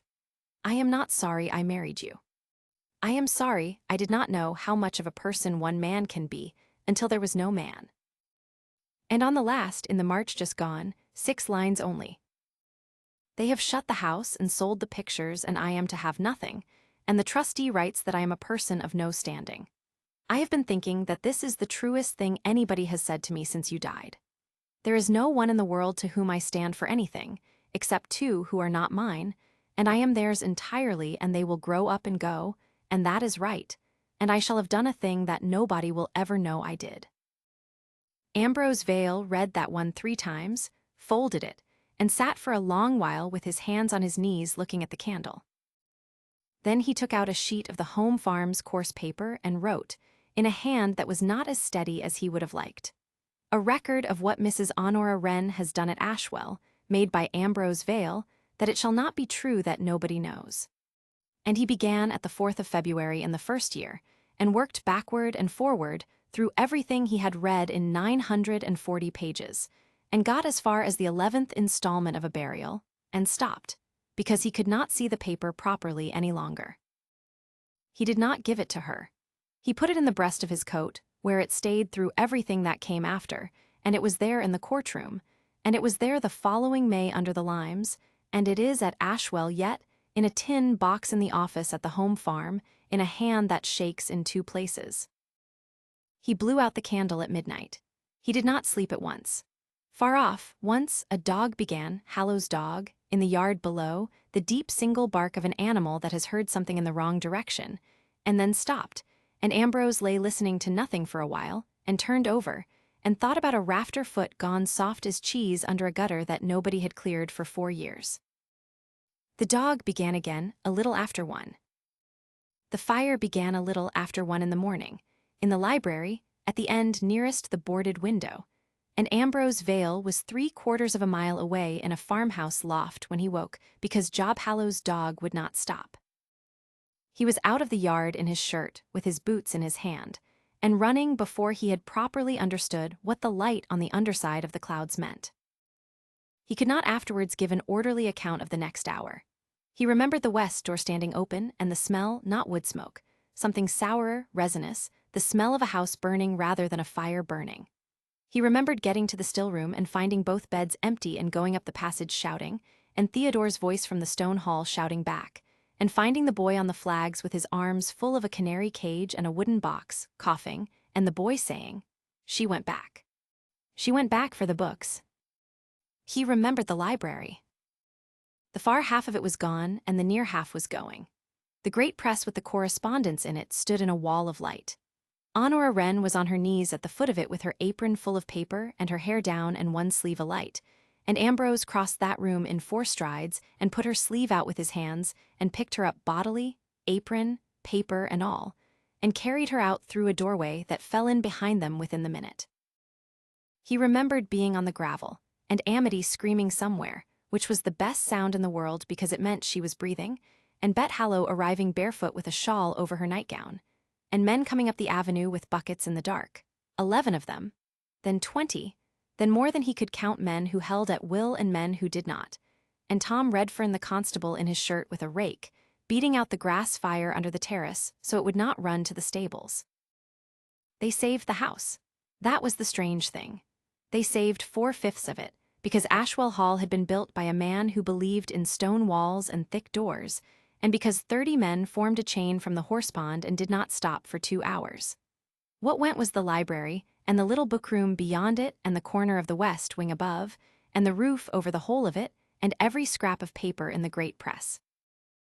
Ambrose sat on the terrace steps at 4 in the morning with a blanket round his shoulders and his hands wrapped in a wet cloth, and watched the smoke go straight up in the windless dark, and Ephraim Task, who had been fetched from the home farm and had stood the whole while in his nightcap directing the water like a general, sat down heavily beside him.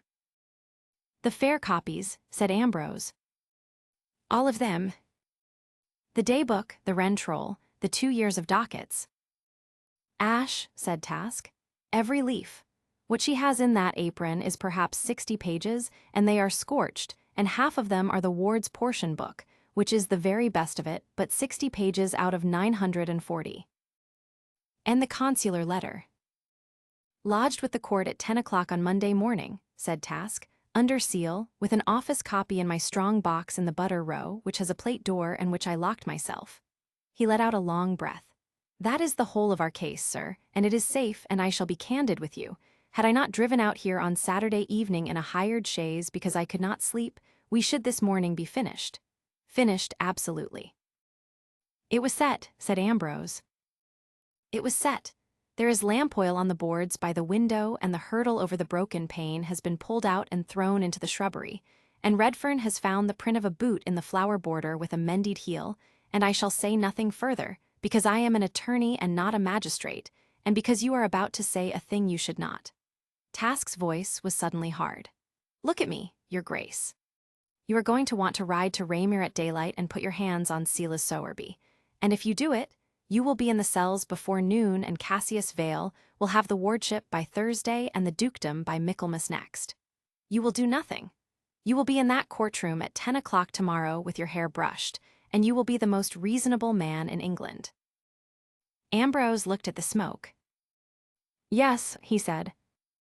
Honora had a burn along the inside of her left forearm the length of a hand, and Dr. Mead came at 6 and dressed it, and said it would scar and would not otherwise trouble her, and that she was to keep it still for a week, which everybody in the room, including Dr. Mead, understood was not going to happen. She had been laid on a settle in the housekeeper's room, which was undamaged, and she was gray and shaking and would not lie down properly until Amity had been counted 3 times, and then she looked up and saw Ambrose in the doorway and said, "The books." "Gone. All of them. All but what was in your apron." She turned her face to the wall. It was the only time in the whole business that he saw her defeated, and it lasted perhaps 10 seconds, and then she said, to the wall, in a voice like a woman reading out a bill, "Then it is my word only, and my word is what they mean to break. You must think, your grace, you must think very hard now and not kindly. Say it plainly. Tomorrow their counsel will say I took the trust money. There is no ledger left to answer him with." He will say I am an adventuress who has fastened on the children to fasten on the estate, and now he will be able to say, her breath caught, and she went on, now he will be able to say that a fire broke out in the very room where my accounts were kept, on the night before I was to be examined upon them, and there is not a jury in England that would not lean to it, and it is the neatest thing I ever heard of. Whoever thought of that is cleverer than Mr. Vale. Cleverer than Sowerby too, said Ambrose slowly. Then there is a third person and you have not found him. She turned her head back, her eyes were enormous in the grey light. So here is what you will do. You will stand up tomorrow and say that Mrs. Wren has had the care of the children by your instruction and to your gratitude, and that as to the accounts you make no claim whatever, and that you will place the children in the care of some respectable person of standing in the county, Mrs. Meade, or the Kilbrides, anyone, it does not matter, and you will let them cut me off the case like a rotten branch. I have thought about it all night. It is the only way they cannot have the children. They will still hate me in the Vale, and I shall go to my cousin at Netherbridge, and Theodore and Amity will be at Ashwell, which is the whole of what I have wanted for 2 years. No, said Ambrose. You have not considered it. I considered it at 4 o'clock this morning sitting on those steps, madam, because I am not a fool and it is the obvious course, and I rejected it, and I will tell you why. He came and stood over the settle. Because it is a lie, because you did not take a farthing and everybody in this Vale knows it.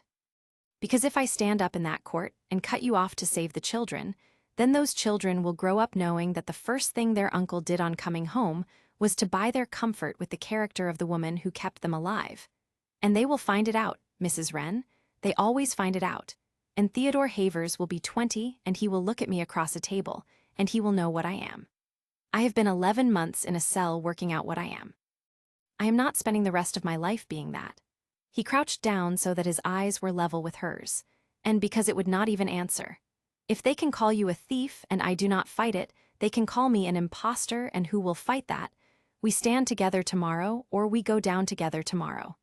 Those are the only 2 roads and I have chosen, and you are too tired to argue, and I am not going to let you. Honora Wren lay, looking at him for a long moment. You are a very obstinate man, she said, and you have burnt both your hands. Yes. Then keep the cloth wet, she said, and shut her eyes and slept for 4 hours, which she had not done, but Hallow said afterwards in 2 years. The blows came in through the afternoon like weather. At noon Fenn's affidavit was served, that on the 2nd of May in the 2nd year he had personally paid to Mrs. Honora Wren, at the Hall, the sum of £60 for the maintenance of the miners, and had taken her receipt for the same, and that the receipt was in his hand and would be produced.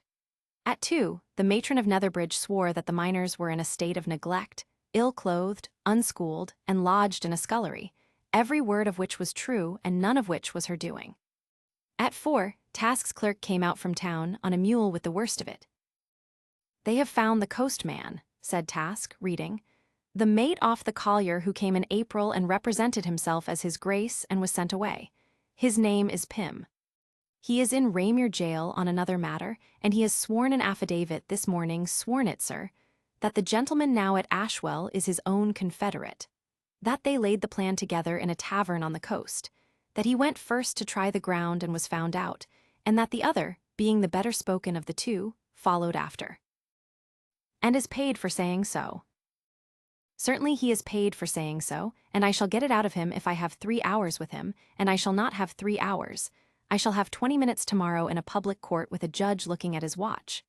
Task folded the paper. Your Grace, we have a document that proves the trustee knew you were alive in February. That is very fine, but it does not prove that you are you. It proves that somebody was alive in a fortress. Do you understand the shape of the thing they have built?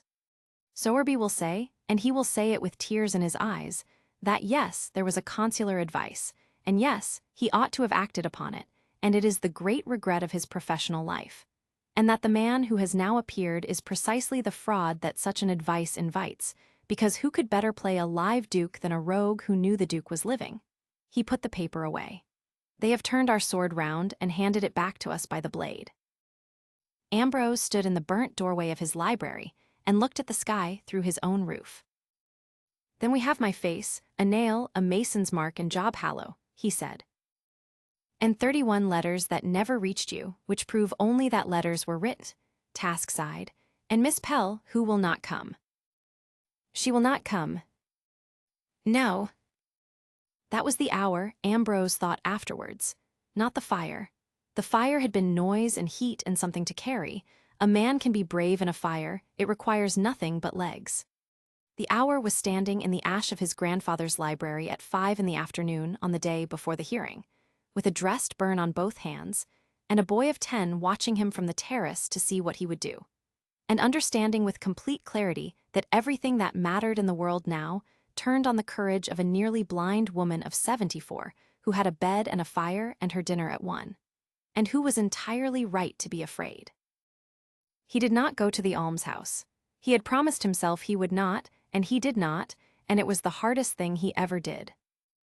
He went instead and sat on the terrace step beside Theodore Havers, and they looked at the ruin together for a while, and the boy said, "Is it lost?" "It may be." "Nora says you must put us with Mrs. Meade."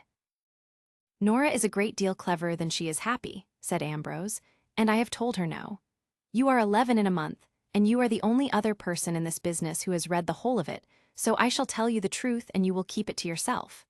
Tomorrow they will call me an impostor, and they will call her a thief, and we have one paper on our side and no witness who is not either poor or frightened, and I would put our chances at a third. Perhaps less." Theodore digested that. "You told them at the barn you would not promise money you had not got," he said. "I did." "So don't promise this either," said the boy. "Just say what you'll do if it goes wrong." Ambrose looked at his sister's son and found that his throat had closed. "If it goes wrong," he said, "I shall be nobody, and I shall have nothing, and I shall take a cottage in this vale as Mr. Vale and work with Job Hallow, who has offered me a place already, and I shall be at the gate every single day of your life. And if they take you to Netherbridge, I shall stand outside the wall of that house until they are sick of the sight of me and they will let me in, because they always do in the end, and it will take years and I have got years." The boy nodded once, hard, and looked away across the park, and neither of them said anything else. And after a while Theodore leaned very slightly sideways so that his shoulder was against Ambrose's arm and stayed there. At 6:30, a cart came up the Lime Avenue. It was a hired cart with a sack of mending in it and a black tin trunk with the initials DP painted on the lid. And beside the trunk, upright in her Sunday bonnet, holding a stick with both hands, sat Miss Dorcas Pell. Ambrose was at the wheel before the man had halted. "Miss Pell." "Do not say anything to me, Master Ambrose," said the old woman, "or I shall lose my nerve entirely and make him turn round, and he is paid one way only." Her chin was trembling and her voice was not. "I gave the trustees notice at 4 o'clock. Mr. Sowerby's own clerk wrote it down.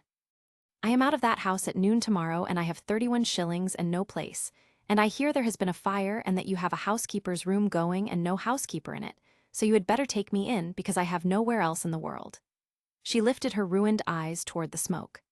"I have been sitting in that window since Friday saying to myself, 'Dorcas, you are 74, and what is a bed and a fire, and what will you say to her grace when you see her, that you kept your dinner?'" The hearing was held in the Sessions House at Raymere because the county town was 30 miles off, and the commissioner appointed to take the evidence was an old man who did not care to travel. It was a plain room with a high window, a clock, 4 rows of benches, and a smell of wet wool, and by 5 minutes to 10 there was not a place to sit or stand in it. Ambrose came in with his hair brushed, in a coat borrowed from Dr. Meade that was tight across the shoulders, with both hands bandaged. He had been advised to have the bandages off. He had declined. They filled the benches from the Vale, Job Hallow and Bet, Widow Sparrow on 2 sticks, Tom Redfern in his brown coat, the Kilbrides, 11 tenants who held at will and had come anyway, and a great many people who had come for the entertainment. Honora Wren sat in the second row in the gray gown with her burnt arm in a sling she had made out of a shawl and 60 scorched pages on her knee. Miss Dorcas Pell sat beside her, upright, in the Sunday bonnet, holding her stick. Cassius Vale came in at 10 exactly with his counsel, a smooth, heavy man from the county town named Mr. Bulmer, and Silas Sowerby behind them with a green baize bag, and Fenn behind Sowerby carrying the papers. Ambrose watched Fen. He had been watching Fen since the previous evening, in his mind, going over it. The 4 hours alone in the library with the inventory, the white face and the untouched dinner, the boot print in the flower border with a mended heel. A clerk on £60 a year with a master who would never make him a partner, and a claimant who would be a duke by Michaelmas. Mr. Bulmer opened for 2 hours. He was very good. He described a great and ancient family struck by tragedy, a conscientious trustee, a shell of a house, 2 neglected orphans, the arrival in April of a rogue off a collier, the arrival in September of a second and better rogue, and a young woman of no standing, of unhappy circumstances, who had had the sole handling of the wards for 2 years, who had made herself extremely disagreeable to the trustee, and whose accounts, he paused here for a long, dreadful moment, whose accounts had unhappily been destroyed by fire on the very night before this hearing. The room made a noise. The commissioner said he would have silence. He called Fen, who swore that he had paid £60 and produced the receipt. He called the matron, who described the scullery. He called Silas Sowerby, who was gentle, sorrowful, and entirely candid, who admitted the consular advice of the 11th of February, who said that he had considered it his duty to satisfy himself of its authenticity before laying out £800 of a trust, who had been unable to do so, who had received in May the sworn deposition of a shipmaster who had seen the wreck go down with all hands, and who would carry to his grave the possibility that he had erred, and who added, wiping his spectacles, that the existence of that advice was precisely what made the present imposture possible, since only a man who knew a duke had been living in a fortress could have conceived of walking up the Lime Avenue and claiming to be him. Task did not object once. He sat with his hands folded and his spectacles on his forehead and let it all come in. At 12:30 Bulmer called the prisoner Pym. He was brought up from the cells in irons, a big raw-boned man of 40 with a broken nose, and he took the oath and told his story fluently. The tavern at Portsend in the March of that year. The plan laid over 3 nights. The papers of the drowned duke bought off a Jew in the port. His own attempt in April, his failure, his jail, and his confederate sitting yonder in the borrowed coat, who had been the better spoken of the two, and who was to have the profit while he had the irons. "You laid this plan at Portsend in March," said Task, rising for the first time that day. "I did. With that gentleman. With him." "You are quite certain of the month?" "March," said Pym. "Beginning of March there was snow."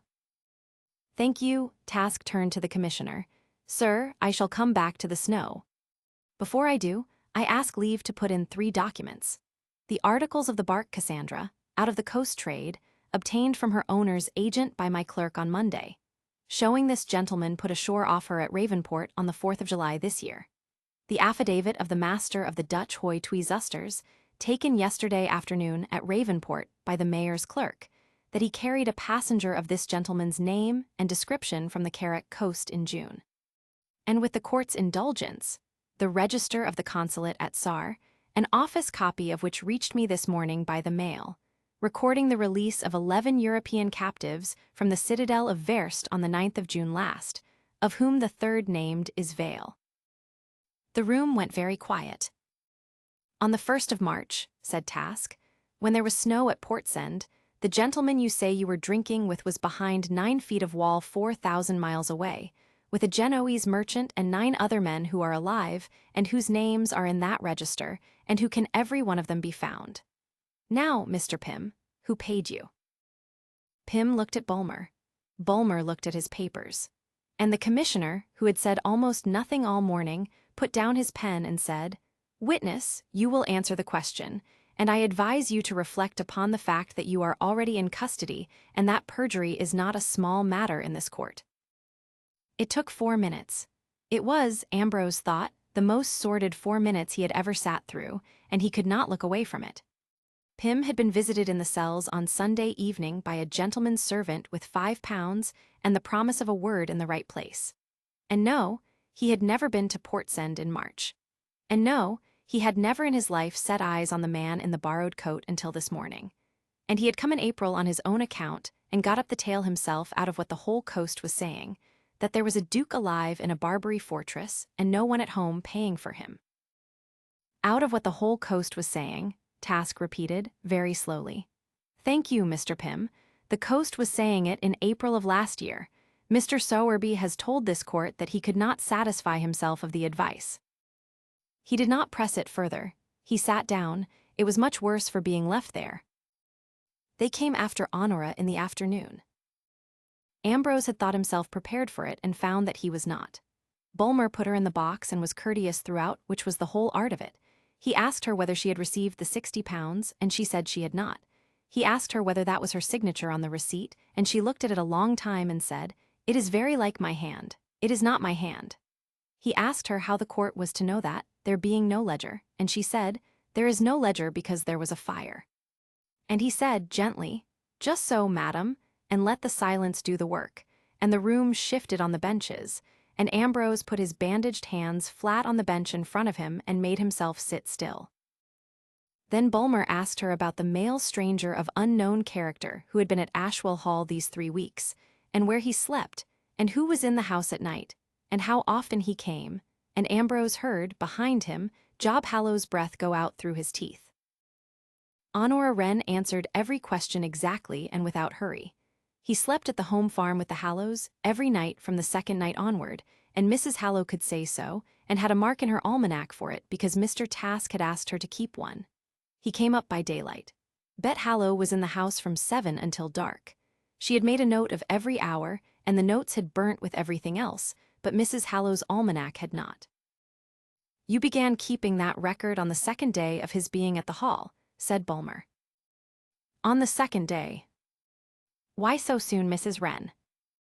"Because Mr. Task warned us that this question would be asked in this room," said Honora, "and because I am a widow of 25 in a shut house, sir, and I have known since I was 19 that my character is the only property I have ever owned, and I have kept it the way I keep everything, in writing." Bulmer sat down. Then Task got up and asked her one question. "Mrs. Wren, on the 4th of February in the first year, what did you sell?" Honora looked out over the crowded benches, at the veil sitting there in its Sunday clothes. "My mother's lace," she said. "For what sum?" £2 11s. "And how was it disposed of?" "Boots for Theodore Havers, 9 and 6. Physic for Amity Havers, 4s. Coals, £1 2, and 15 and 6 to the burial account for my husband, which was the 9th installment of 11. Her voice did not shake. "It is on the 11th page of what is in my lap, sir, and the page is scorched but the figures are legible, and I would be glad if the court would look at it, because I have wanted somebody to look at it for 2 years. The commissioner looked at it for rather a long time. Miss Dorcas Pell was helped into the box at 3:30, and could not see the Bible she swore upon, and told the court so, and swore upon it anyway. She had been housekeeper at Ashwell Hall 31 years. She had known the present claimant since he was 4 days old and had carried him downstairs herself to be christened. She was asked whether she could identify him now, being, as she said, nearly blind. "Not by looking," said Miss Pell. "I do not see faces any more. I see where a window is. But I felt his face on Friday fortnight in the almshouse, and I will tell this court 3 things about Master Ambrose Vale that I have known these 39 years, and that are not in any newspaper. He broke his right collarbone falling off the ice-house roof in his 10th summer, and it was badly set by a man in Raymere who was drunk, and it has a lump on it the size of a hazelnut, and it is higher on that side than the other, and you may look at it and see. He cannot abide the smell of camphor, and will leave a room for it. And when he was small, he could not say the word chimney and said chimbly, and his mother thought it common and corrected him for 3 years, and if you get him tired or angry, he says it yet." She turned her ruined eyes toward the bench. "He said it on Friday fortnight, sir, in the almshouse, when he was telling me about the curtains. I have not heard that in 20 years, and I sat in that window afterward and cried the whole day." Bulmer, to his credit, did not attempt to cross-examine her. Bulmer had by that hour begun to look at his own client rather often. Job Hallow was in the box 11 minutes and would not be hurried. He had cut his mark, a bird's foot, on the corner of the ice house in the old Duke's time with permission, aged 15. He had put the same mark under the lid of Lady Cecily's coffin 9 years ago, where none should see it.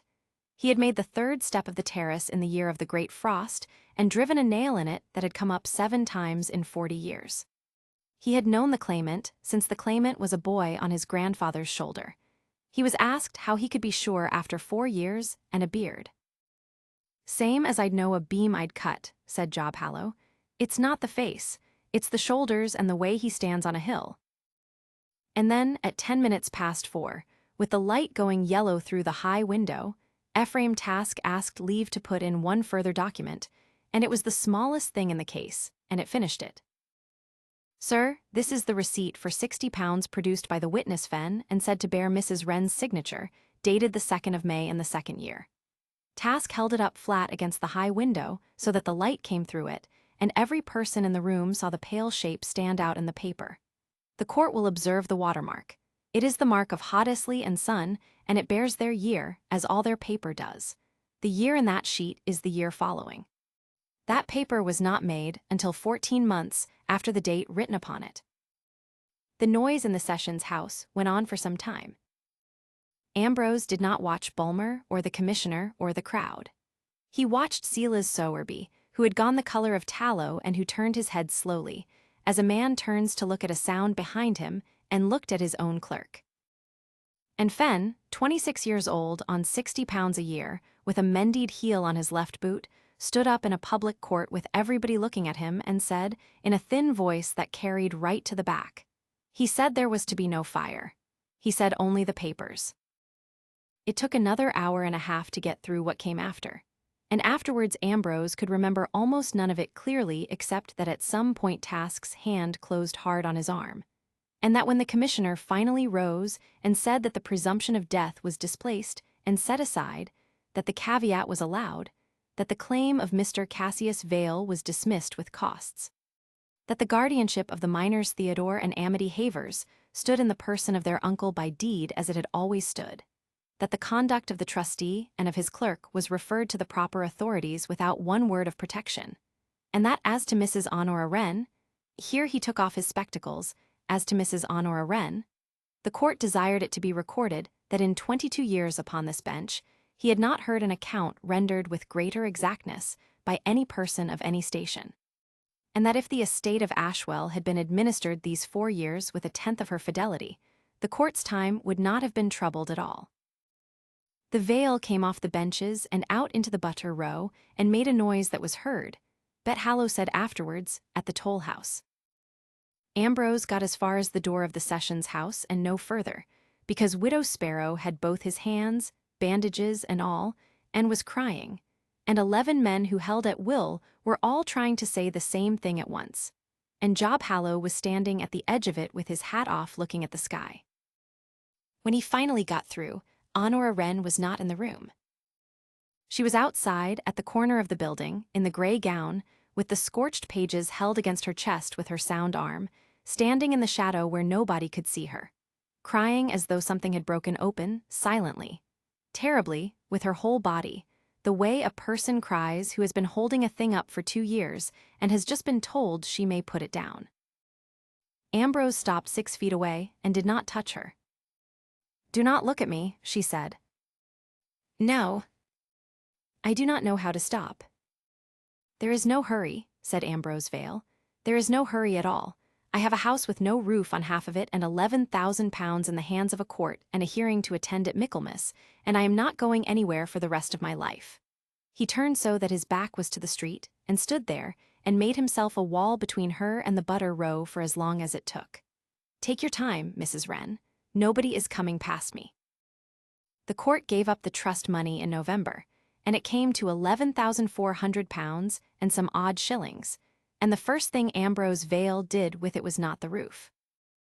The first thing he did was to have the new well at the Slade finished properly, with a stone cover and a lead pipe to a trough in the lane, and a slab set in the wall of it with 2 lines cut on it.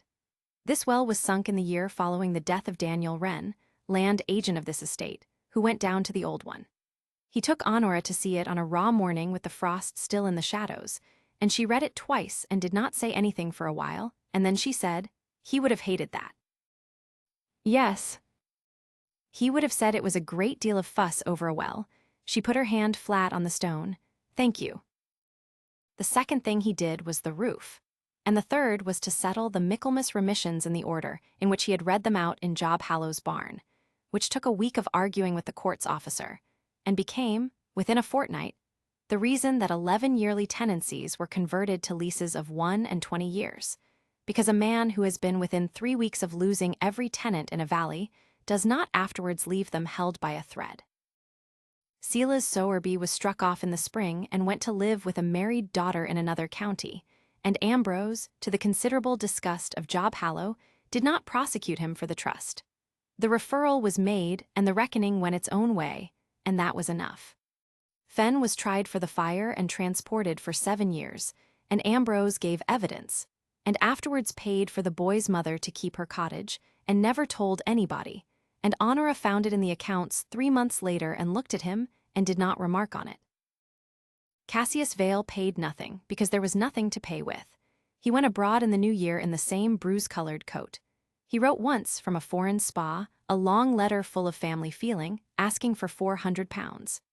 Ambrose read it aloud at the breakfast table by mistake, having opened it before he saw the hand, and Theodore Havers said, "Send him the 10 guineas he offered you," and Ambrose laughed so hard he had to leave the room.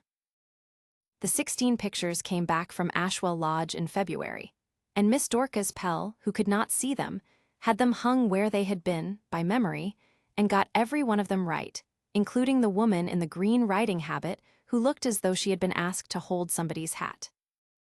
And in the middle of all of it, on a Tuesday in December, Ambrose Vale sat down at the one-sound table in the burnt end of the house and offered Honora Wren employment.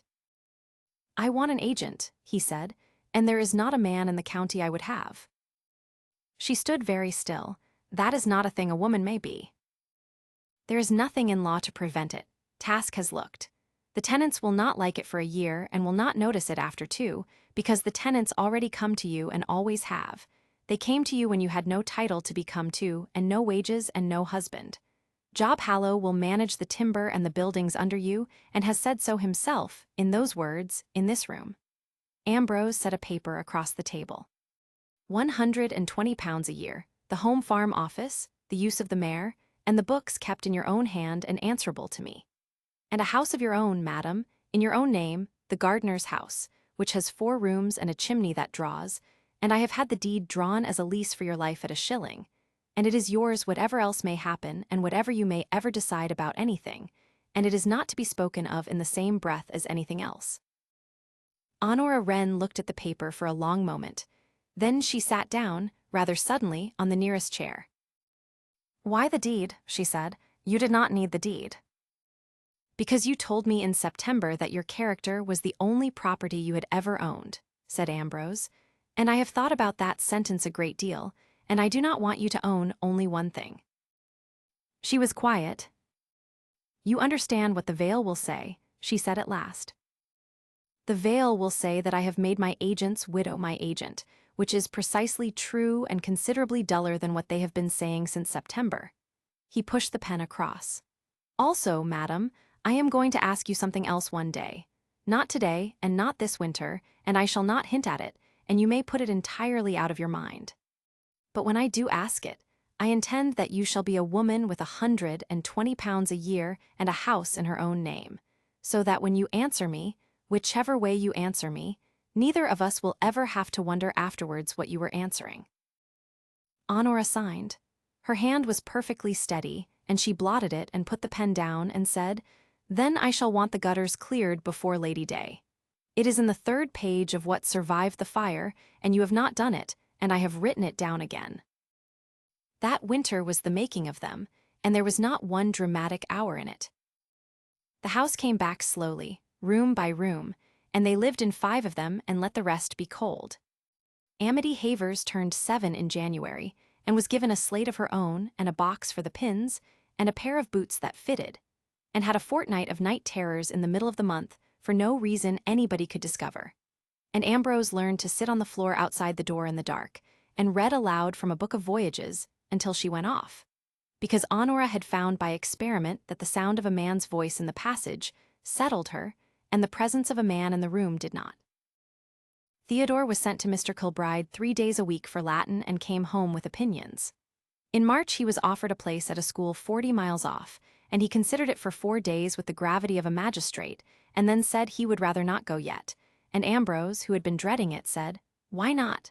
And the boy said, "Because if I go, Amity will think people can go," and then went out to the stable yard and did not discuss it further. He went the year after, and came back at every holiday, and wrote once a week in a fine, clean hand. And Ambrose talked at last about the 11 months, not to Task, who would have been kind and useless, and not to the Vale, which did not want to know.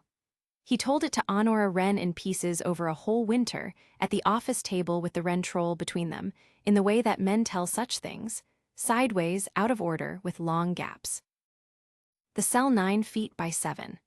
Corinth, the Genoese merchant, who talked in his sleep in 3 languages and taught him to play a game with 11 pebbles, and died of a bowel complaint in the 9th month and was buried outside the wall. The window that gave on the sea, and the fact that after the 4th month he had stopped looking out of it, deliberately, as a discipline.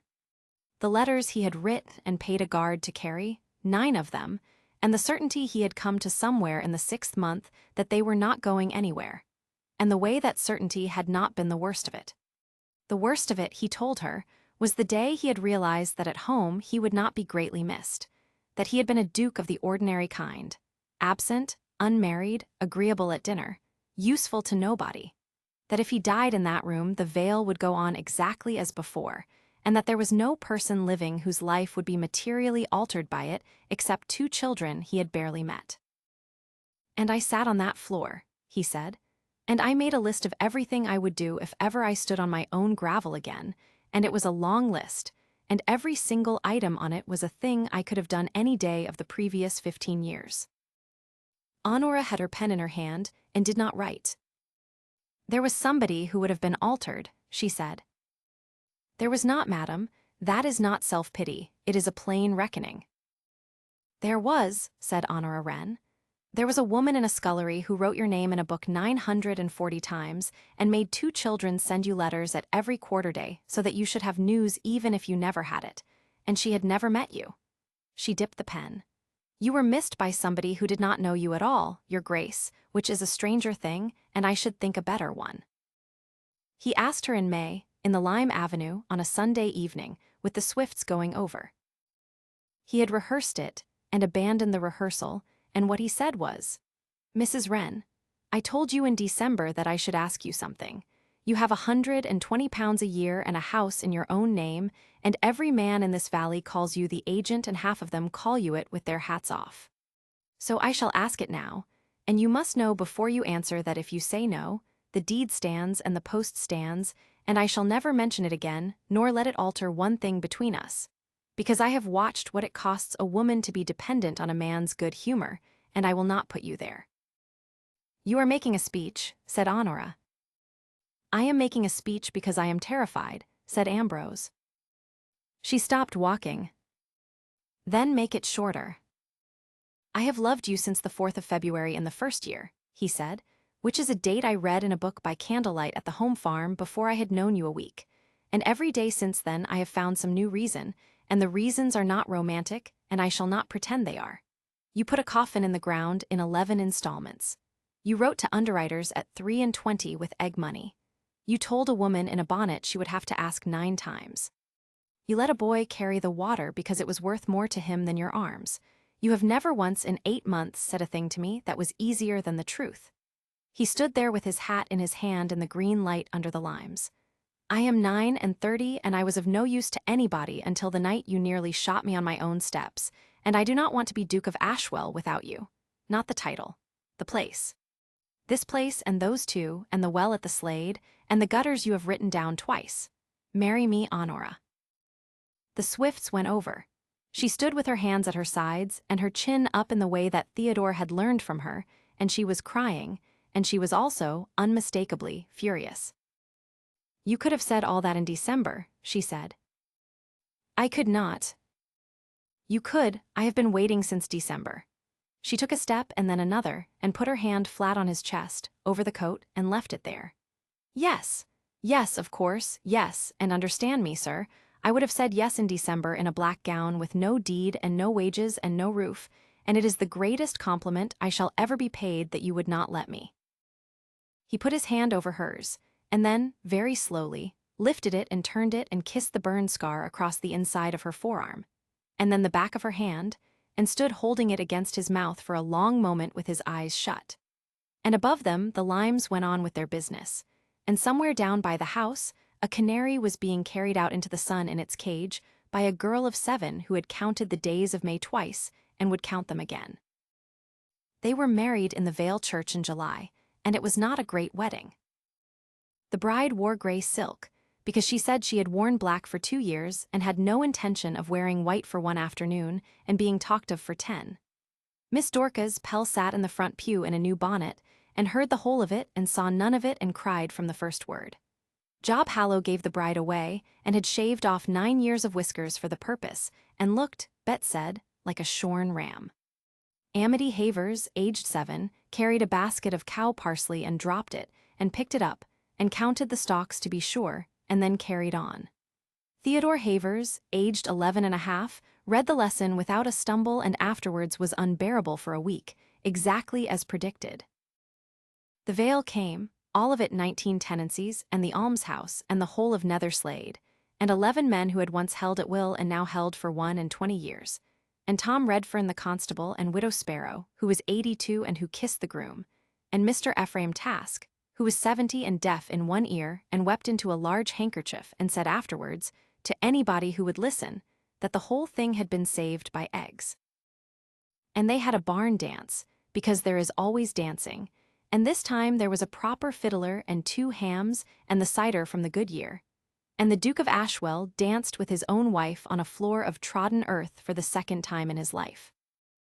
Long after, on an evening in autumn, Ambrose came up from the home farm at dusk and stopped at the bottom of the lime avenue, as he had got into the habit of doing. The house stood up against a green sky with its new roof on and the west wing whole again, and there was a lamp burning in the porch. There was always a lamp burning in the porch now. It was Miss Pell's standing order, and it was lit at dusk, whether anybody was expected or not, and once a month Ambrose Vale paid for the oil out of his own pocket rather than the estate account, because it pleased him to. He could hear them from 100 yards. Somebody was being told that the sums were never wrong, only occasionally the girl doing them. Somebody else was arguing about Latin. A canary, a second canary, the first having lived a long and honored life, was objecting to being covered up for the night. He went up the terrace steps, and on the 3rd one he stopped and put his weight on it, and felt no give and heard no rattle, and stood there a moment the way a man does at a grave or a foundation stone. Then Honora came out into the light of the porch with her sleeves turned back and the burn scar showing white on her forearm and the ledger under her arm, because she had never once in 9 years brought a message without also bringing the ledger.